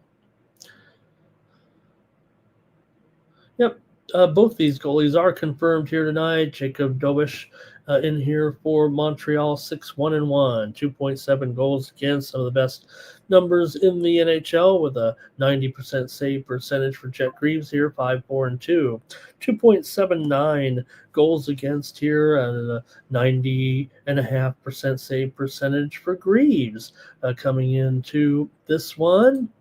For Montreal here right now, they come in with a road record of 5-2-1. They're up a unit and a third on the road here this season for Columbus. Right now, they are 4-3-1 at home, down 1 unit so far this season at home. Habs come in here at 10-6-2 overall. Columbus 9-7-2 overall this season.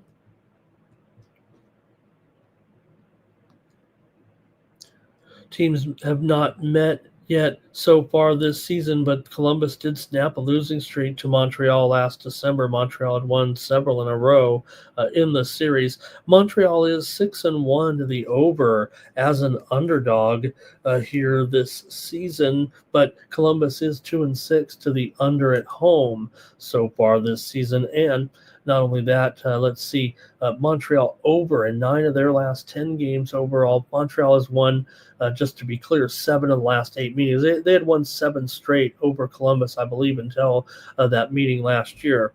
Montreal's lost 5 of their last 6 coming in, but Columbus has lost 5 of their last 7 coming into this one. Let's see what you have here. I might need some more help with my Canadians here taking on Columbus. Columbus is favored, obviously, so I know the move has been coming in on the under here, but I think I'm going over with these two. Give me the over tonight with Columbus. I know it's 6.5. Give me the over here with these two. Like I said, Montreal as an underdog, they are giving up goals, that's for sure, despite a decent record here so far. Here we go. We've got, yeah, me too, Jermaine. I don't know, but you know me. I try to pick on every game here. So, All right. Montreal to score first. Domish is in there for Montreal. Blue Jackets money line for Timothy. Cash Kane is here on the Jackets as well. I think I'm probably on the Jackets here. Right with the bad. Jermaine's got a bunch of bad goalies in his pocket here today. And, I always think, right, Jermaine, when you see the bad goalies, I know I'm not when you see the bad goalies, the defense kind of packs it in to help a little bit. Maybe that kind of leads to unders sometimes. I know some people say, you got the bad goalie go over. I think they refocus their energy off the offensive end sometimes. But Columbus here for Robert. Canadians puck line and under for Mike. And Dylan, I think these guys are good to go. I'm showing this as the affirmed goalie matchup here with Dobish and Greaves here tonight. So that would put him on the Habs. Okay, and one more game tonight out west with two teams that are definitely going pretty strong here. In fact, I think the line has just moved a little bit just moments ago. It's still around $1.15 or so, total 6.5. Maybe shade of the over here. Utah on the road here, taking on Anaheim. Anaheim with a couple of notable injuries here. You got Granlund, the winger, lower body injury. Ryan Poling, the center, upper body injury. They're both questionable here tonight. But the Mammoth are favored on the road against the Ducks. Both teams have been struggling here of late. Remember, the Ducks were red hot, but they've lost 3 in a row, actually, coming back down to earth here. But consider they played Colorado on the road, Detroit on the road, and Minnesota on the road and lost them all. So deep breath for Anaheim as they get back home here, taking on the Mammoth, who, I don't know, they definitely look like the home-road dichotomy type of team. They've been on a bit of a bender here of late. The only team they've really beat of late is Buffalo. And hey, thanks. The note just came in from the service here that Penix is out. We'll only beat it by a half an hour here. So, I don't know. For me, I'm not sure about Utah coming in here and being a favorite at Anaheim. The way things are going, Anaheim still playing pretty great. Velmica and Dostal maybe be in goal here, both guys with good records. Velmica, 8-4-1, the 2.84 goals against, and 88% save percentage coming in for Luke Dostal, 8-5-1 record, 2.86 goals against, and 90.5% save percentage. Anaheim, like I said, 3-game losing streak after they were red hot. They're still 5-1. Last 6 at home. They've won 4 of the last 6 meetings against Utah at home. Utah's gone over on the road here so far. Let's see. 6 of their last 8 on the road over here for Utah. They've gone over in 4 of their last 5 games overall. Let me hear what you have in this one. Then the hockey segment is over. Thank you, everybody, for some great picks in the chat. And let's go to them right now. And help me out on this one. Okay, Mike, let's see. Timothy will start off. He's on the Ducks. And Dobish usually settles in after the first goal, says Kelly there. Look at that. Interesting. And I think with them on the road, I think that is certainly an interesting play. Robert here is on Utah. Dylon says, give me the Ducks team total over and the Ducks on the money line. And Kelly says, both teams to score in the first period, using that stat she likes. And let's see here, Habs money line for 9 Legacy. And also Kelly says, take both teams to score 2 goals in there. Throw it in your parlay. And Jermaine's on Anaheim. Could be an overtime game here. And look at Irish King. Not only is he on the Ducks, he's got a damn duck in his thing right there. In the Ducks money line. And Jordy's on the Ducks as well. And Dylon says, Leo Carlson, Chris Reeder for a point tonight. And maybe Gauthier for a goal. All right. Well, I'm going to look here. I'm going to go to the total, I think, in this one.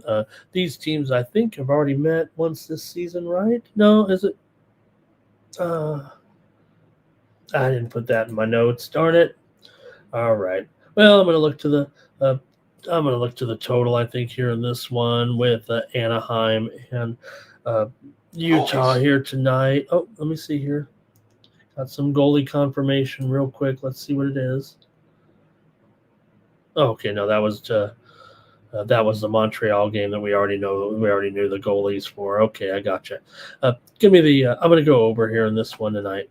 Give me the over with Anaheim and Utah. Okay, that's it.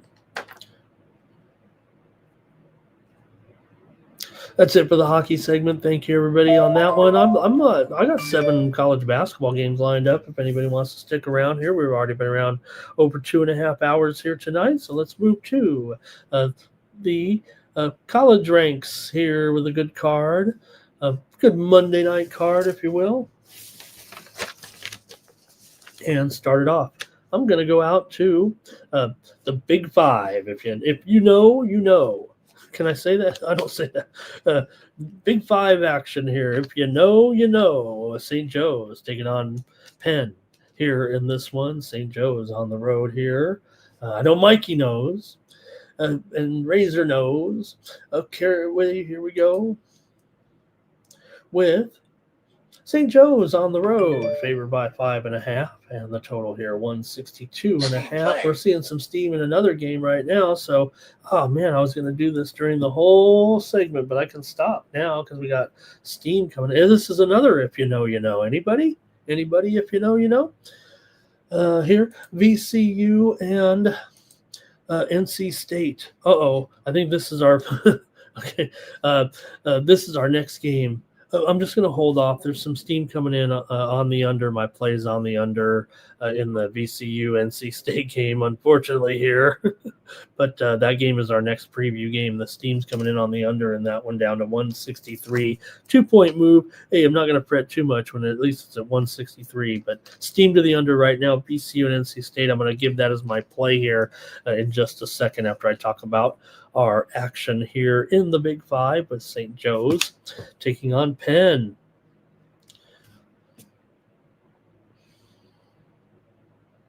All right, in this one you got St. Joe's coming in 2-1 right now. Penn comes in here with a 1-2 record. Penn played a non-Division I opponent, though. I think they're 0-2 against D1 opponents overall here in this one. Penn's victory was over Rowan. Then they played American and lost, and then they played Providence and lost. And now you're going up against this St. Joe's team here for Fran McCaffrey here at Penn. I mean, we know he found a home. He found a home here, and Penn coming in here, though, 0-2 ATS in those 2 games. St. Joe's is 1-2 coming in. Their victory was over, or their 2 victories, but they failed in one of them here. St. Joe's lost to Virginia Tech last time out, 94-59 is 11.5-point dog, although they did cover. They beat Lafayette 85-76, and they beat Drexel 76-65. So they come in 1-2 ATS. Penn comes in 0-2 ATS into this one. Penn's gone 2-0 to the over here so far. This is their first official. This is their first home game against a D1 opponent. St. Joe's, although they're 2-1 to the over, they are 0-1 to the under on the road. So just a good matchup here. Big 5 games. So I want to highlight that a little bit here right now. And we've seen this one here, mostly sitting on 5.5. It feels like here at this point. So if you guys have a play in college basketball, let me know here, not only with the games that I have scheduled here, but also all of the games today. If I don't pick your game, if we have time, I'll pick your game. I got my computer numbers up here right now. St. Joe's has covered 5 straight meetings against Penn. Overall, 5 of the last 6 meetings between the 2 teams have gone over. I mean, this is a pretty regular series after all. They've played for a number of years here right now. And like I said, St. Joe's has covered them all, won and covered them all. Last year here at Penn, they won 86-69 as a 7-point favorite. That one went. Whoa. I have a button I could turn off, but That one went over there, and the year before that they covered 6.5 at home as a with a 69-61 win. So look, St. Joe's is a better team between these two teams. Maybe McCaffrey's going to do a great job here, and uh, look, Penn's always got a pretty solid program, Ivy League program every year, although it's been tailing off here of late. Last few seasons have not been good, and that's why they had to finally kind of get rid of Donahue there at Penn. So I'm going to have to take St. Joe's here in this one to win and cover on the road here. Donahue, who was the coach? Now I got to look it up. No, it was Donahue, right? That's the whole storyline right here. Let me make sure. That's the whole storyline, right? Donahue moves over here to St. Joe's for his first season after being at Penn for so many years. That's what's happened here. So I like that angle, and I'm going to take St. Joe's here to win in this one. How many years? I want to look at how many years was Donahue at Penn? Man, it was a lot, right? 10 years? 10 years. 9 years he was at Penn, now moves over here to St. Joe's, and we're taking the place of Billy Lang, who was there for a number of years as the St. Joe's coach. But I mean, after they, Billy Lang, after those great seasons, I thought. All right, I've looked that up now here, and maybe you guys are some Philadelphia guys in the chat. Maybe you guys can help me out here. Jermaine says take Penn. Mike says St. Joe's. Robert's on Penn here in this one, plus the points at home. Robert going under here in this one. And let's see, Palestra will be rocking tonight with the Quakers, but there'll be plenty of Hawks fans in there, and I'll be, maybe they'll let me put on the Hawks costume. You have to do that the entire game, right? You can't stop the Hawks mascot. You'll see him in the corner. Just look on the baseline. You'll see that hawk flapping his wings the entire game. You can't stop. That's the thing. You got to work out. All right, thank you, Jordy. St. Joe's here on the spread. Jermaine said this should be a higher line with St. Joe's. And that's it for that one. All right, I'll take St. Joe. I'm going to lay St. Joe's here on the road at -5.5. Next up, I already just gave away my play because the steam came in on the under, and I didn't want to miss out, so I got to update it. The line here now is pretty much down to 12 as well in this game, but the total, like I said, has moved here lower to 163 in this one between BCU and St. Joe's, and I'm going to call it 12 right now. The move is clearly on. Whoops, I lost my place. Okay, there we go. Did I say that right? The move is clearly on BCU here in this one, going up against NC State. It got dummied up a little bit to 12.5, or it might even be 12.5 here right now, but it's definitely going both ways.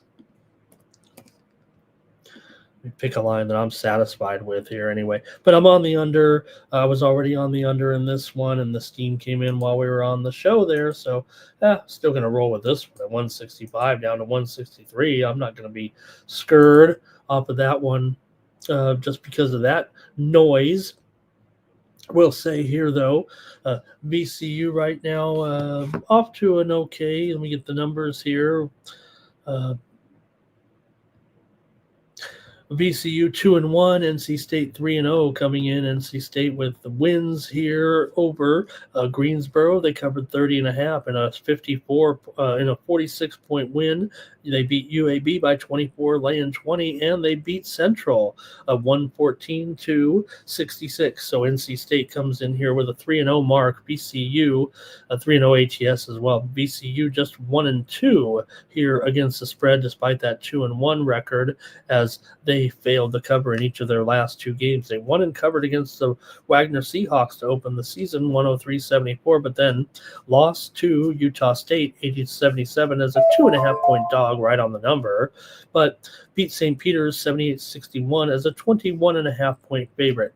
I'm going to go under in this one. NC State's 3-0 to the over. I can't really give you much trend-wise with these guys. I'm just going with the under here. VCU, first true road game here right now. They did go under in that game that they were an underdog against Utah State. It was 157, and the total was 163.5, similar to this. So I'm going to go under with VCU and NC State. Couple plays from the chat here, and Jermaine says that these teams are close. These or he might be talking about the Penn game there. Robert's going here under, and Mike says it. All the bookmakers, I am the hottest show among bookmakers that go into the office here in Las Vegas. Want to shout out all my bookmaking friends. This is the show they listen to when they get into the office. The morning steam here. And shout out to all those bookmakers that have hit me up in the chat, hit me up on the DMs, telling me that I'm their go-to show in the morning over all those other shows. All right, Robert here, taking NC State. Thank you to Tariq for some great plays this morning. Next up, Tulsa taking on Kansas State here in this one. And, man, we've already seen that steam move come in here on Tulsa. They're now getting just 11.5. The total here 162 with Tulsa on the road taking on K-State. Now, we heard that steam come in just a short time ago on the Golden Hurricanes here in this one. It was as high as, 14.5 here between these two, but that widely reported steam also came in on the under overnight. It was 164 down here to 162. So steam was on Tulsa, steam was on the under. This is a battle of two 3-0 teams here. K-State's played all D1 opponents so far. Didn't cover them though. They were just 1-2 against the spread. They covered against Greensboro covered 19 in a 29-point win, but they failed against Bellarmine, 98-71, laying 28.5. They failed against Cal. In a 99-96 victory. That wild game on Saturday night is a 6.5, or was it Friday night? Whatever it was, they were favored by 6.5, won by 3. But K-State just 1-2 ATS so far. Tulsa, meanwhile, coming in 3-0. One of the games was against a non-D1 opponent. They took on Oklahoma Christian opened the season 157 before getting a cover against Rhode Island 82-66. They did fail against Oral in an 88-87 win as a 6-point favorite, although Tulsa did cover in that road underdog role there against they were actually an underdog to Rhode Island in that game and won it handily. So they did look pretty good there in that one. Okay, for me, I've got to take Tulsa here plus 11.5. I'm going to trust that steam here, not getting the best of it, but I like Tulsa plus 11.5 over K-State.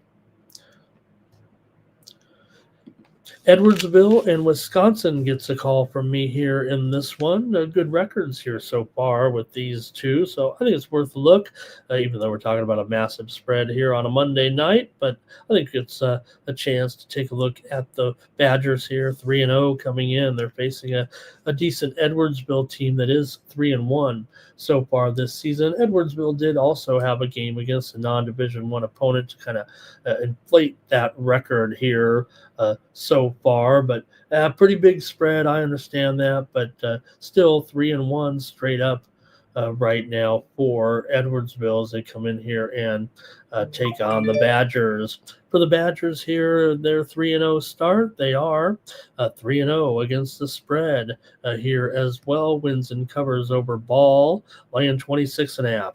Over NIU, laying 28.5.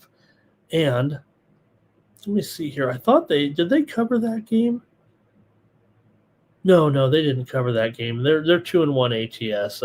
They were favored by 25 and they won. They were favored by 28.5 and they won by 25. But they did cover against Campbell, laying 20 points for Edwardsville. Here, they played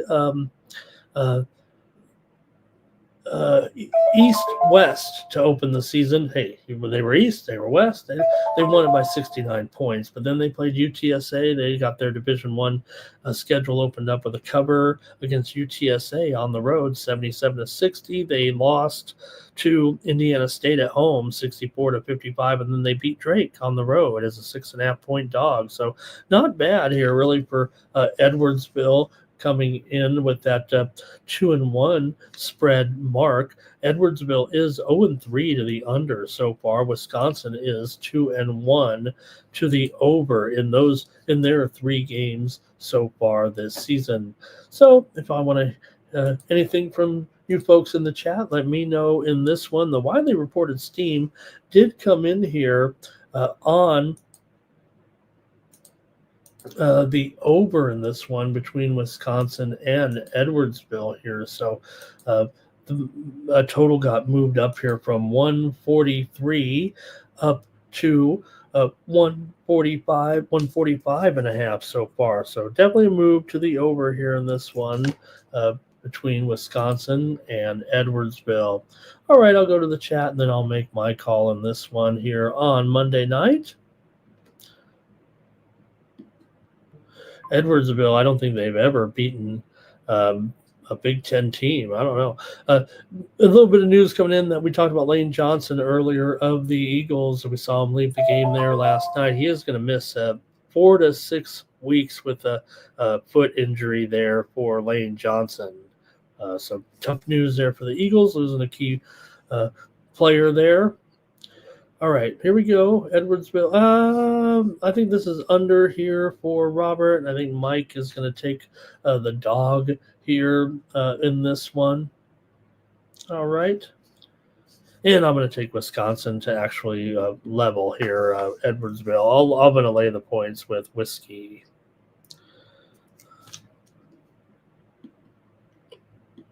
All right, Rice and Tennessee here. How about this game? Here with Rice on the road, coming in to take on the undefeated Balls. Here we saw, you saw it, but I saw it, and I think a lot of people might have saw it there last night. You got UT coming in here, and they come in here 3-0. Let's see here. 3-0 ATS, 3-0 straight up, but yes, just 1-2 ATS so far for UT. They failed to cover 41 points against North Florida in a 33-point win. They also failed to cover against Mercer in a 16-point win. They covered against NKU by 27.5, 95-56, but they are 3-0 here so far this season. Meanwhile, for Rice, they come in 2-2 straight up, 1-2 against the spread, but they did cover their only road game so far this season against Oregon. They played Oregon on the road, lost just 67-63 in that season opener. They were getting 15.5, but then they lost to Stephen F. Austin by 12 as a 3.5-point favorite. Then they beat Texas A&M at home 71-64, but they did not cover in that one. Tennessee's 2-1 to the over so far. They're 3-0 straight up, but 1-2 ATS. Tennessee did not cover last time, as I said, laying 41 points in that game against North Florida. So I'm going to go with the over here in this one. I don't know if I have a better solution with this big spread. I just picked this game out to highlight the 3-0 Volunteers here so far under Coach Barnes, and it's going to take the over here in this one between Rice and Tennessee. It's definitely gone back and forth here so far. But I'm going to try the over in this one at 140. I think it's higher than 142.5 though. Yeah, it's at 145.5. So pretty good move here for the over, and I'm going to take it here right now. Give me the over in this one.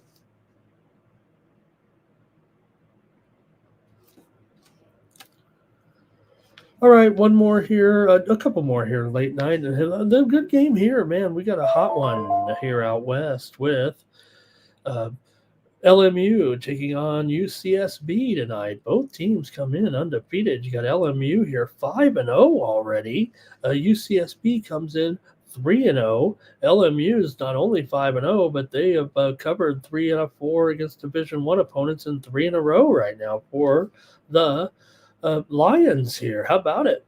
They covered against Troy, laying 4.5 at home, 74-63. They won at UTEP by 13 as a 1-point dog. They beat Pine Bluff by 22 as a 20.5-point favorite. They did lose to Eastern Washington as a 9.5-point favorite, but they did win at home as a 3-1 record here right now. 1-0 ATS on the road. For UCSB, they're 3-0, 1-1 against the spread. They did have a game against a non-D1 opponent, so they haven't played quite as many games here so far as LMU, but Santa Barbara beat San Francisco State to open the season. Then they beat San Jose State. Then they beat Sacramento State. Now they're going to have to play here at home against LMU. And they're 3.5-point favorites, and the total here 146.5 here. In fact, this one's dropped down big time. Current line now is 143.5 on the total. So this one's definitely moved lower between these two teams. And see what you have in this one between Santa Barbara and the LMU Lions, one of my favorites of all time. For me here in this one, I'm going to be on the Lions here. I think. Let me make sure. Make sure I got my play right. Yeah, I'm going to take the points here with the Lions on the road. Give me LMU plus the points. This one's tough, but I'm going to take Loyola Marymount on the road against UCSB. Came in here without a pick on that one, so I definitely think the total here probably the way to go. Okay, let's see here. Terrell, 70-41. I think he's talking. Yeah, he's obviously talking about that Rice Tennessee game. Kelly's going to lean to the over. I think maybe it was in that other game, Tennessee team total over. She was definitely talking about that Tennessee game. Robert's got the over here in this one. Chosen ones here today. He's got Lafayette and West Virginia game to go under. And Mike says, I think Trump gambles a lot, only with his politics. I would say that what you see about the president, about his abstinence from substances other than fast food. I mean, he loves McDonald's and he loves Diet Coke, but I think it's true. I think everything about the wholesome lifestyle for him is true. If you want to call it, I don't say wholesome with the other stuff going on, but I do think that he is steadfast and against drug use and alcohol use. But all right, a chosen one says Georgia and Tennessee Tech under. I think Robert's on the over in this game with LMU, and chosen one's going to go with Santa Barbara. I don't mind that. In fact, I think I was probably leaning Santa Barbara here until I got to the show. And Mike likes the over in this one. I got one more, I think. Let me see. Do I? Yeah. I'm going to go to Civil War basketball style with Oregon State on the road, taking on Oregon here. Oregon, a 12.5-point favorite here in this one, maybe up to 13.5. And the total here now down to 141.5.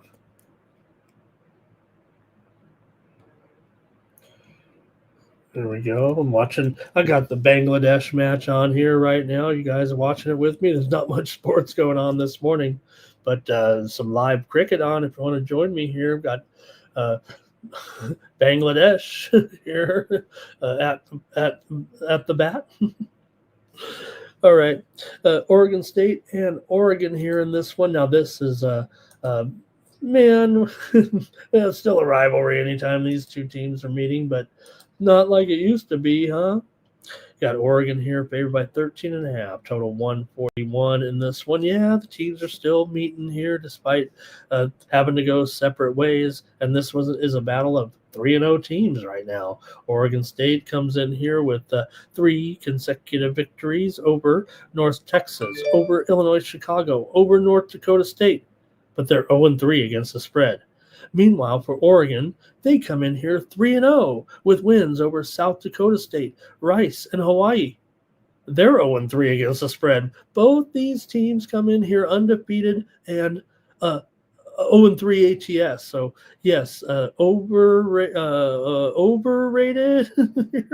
Anyway, the steam here has come in on, I think the move here, clearly Oregon State and the under as far as the move here is concerned. And I don't know. I kind of like both those plays pretty much, but I'm going to take the Beavers here on the road and take those points against Oregon tonight. Give me Oregon State here plus the points on the Morning Steam Show as my play. Both teams are 1-2 to the under so far this season. This is Oregon State's first road game, but hey, you're just going from Corvallis to Eugene here. I'm going to take the Beavers here plus the points tonight. Here we go. Let's see here. Kelly, stop it. All right, we're gonna make that a. I think Mike's gonna make it a video here, possibly. I think Kelly's gonna be with me on Oregon State. Chosen One says, "How about that Siena and Colgate game?" Well, I know I like the under there. Chosen One. I'm all over that steam. If you want to, I'll take a play in it. I'm gonna go with the under in the game between Colgate and Siena. Thank you to Chosen One. Here today. Give me the under with the Colgate Red Raiders and the Siena Saints. Colgate here. Let me see. Now,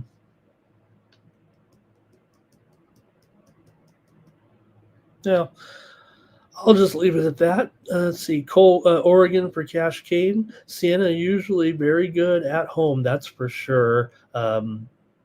They also usually go high-scoring games at home, but I'm going to go under. Robert here on the under. Kelly's going to lean to Colgate.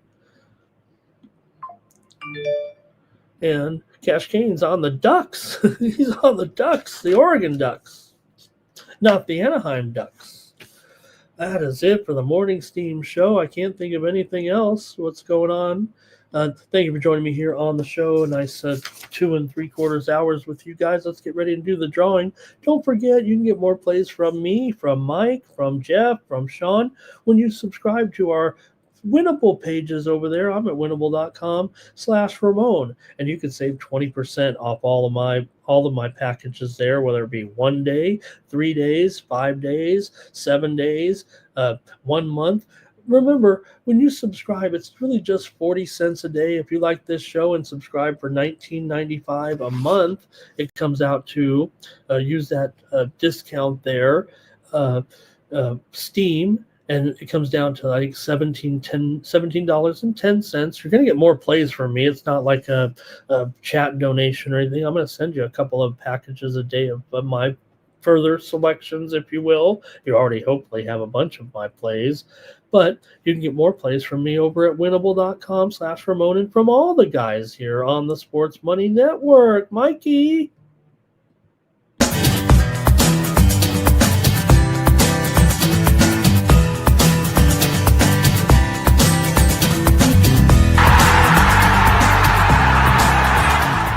Hey, it's Mikey Money here, letting you know the Sports Money team is live on Winnable.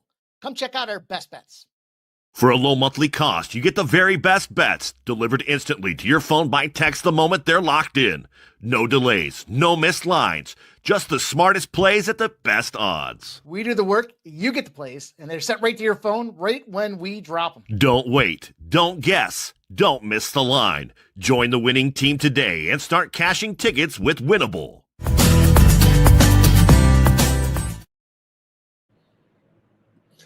All of us are on Winnable here, so get more plays from me every day. over at winnable.com/Ramon. Now let's do a drawing to see if anybody wants to win 1 month of those plays. You can sample it out or just see if I'm doing any good. And call me out here on the chat or come in and say great play here. Okay, let's see here. Jordy says, what about the soccer card today, Ramon? Yeah, I mean, you look at this card here today. We're really just more World Cup qualifiers from Europe today as we round out the international play. But I didn't really look at anything too much. But today we've got some games here to think about with Slovakia and Germany. What's a close game? I can't even find a close game on this card. I guess Luxembourg and Northern Ireland is a close game here. Just about to go friendly between Andorra and Finland. So a little bit of not much going on here, but tomorrow a lot more World Cup qualifiers here this week. And also USA against Uruguay tomorrow. USA played there last night. All right, let's do the drawing here. And thank you to Cash King. Thanks to everybody in the chat as well. And man, Kelly's recommending that chicken pot pie. Reddy Samedi's got a parlay. And remember when they came to the White House and he ordered all that McDonald's and they felt kind of, did they feel slighted? I don't know. You know, I think they did, right? I mean, you go to the White House and I want the White House chef preparing some stuff.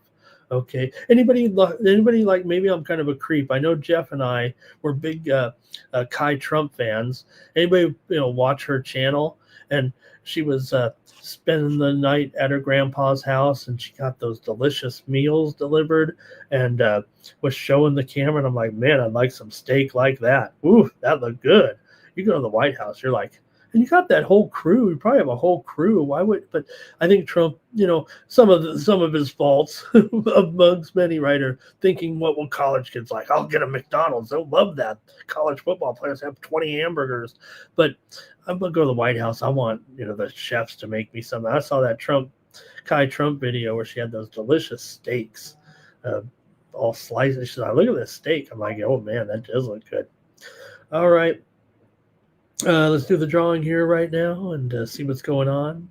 38 of you commented. Lovable, Mike, Harrell, Gerardo, Jerry, Greg, Sammy, KG, Flea Mathis, Justin, Fernando, and the winner is Bobby Mack. Return of the Mac. Bobby Mack, he's already on like a 5-year deal with me here, but hey, what's one more month? It's my pleasure to have Robert come in here and help me out with this show. Where would I be without you guys? All you guys who make the plays here. I don't think they're all about me. I think people like to see the plays flashed up there on the screen and from other people and kind of weighing, I'm not calling you guys public. We're all public, right? And I think people like to see those other plays on the screen from different people just for different ideas. So thanks to all of you who commented here on the Morning Steam Show. We'll be back tonight with our companion stream for Monday Night Football between the Raiders, my Raiders, should I say that, here in Las Vegas and Dallas. And don't forget, Mikey Money joins you here at 6 p.m. Eastern, 3 Pacific with pre-gaming. Mikey gets you ready for the primetime action. He's got a lot of great action here tonight. And we'll be back here tomorrow with more Morning Steam. And for the Sports Money Network, I'm Ramon Scott. So long. That's gonna cash. Then we make the 100-yard dash to the window. I don't know what you thought. It's Ramon Scott running so hot. Sports make money and we make money with sports money every single day. NFL, NHL, NCAA. Stay away from the juice, we might play a parlay. It's the Morning Steam. Ramon Scott. Sports money.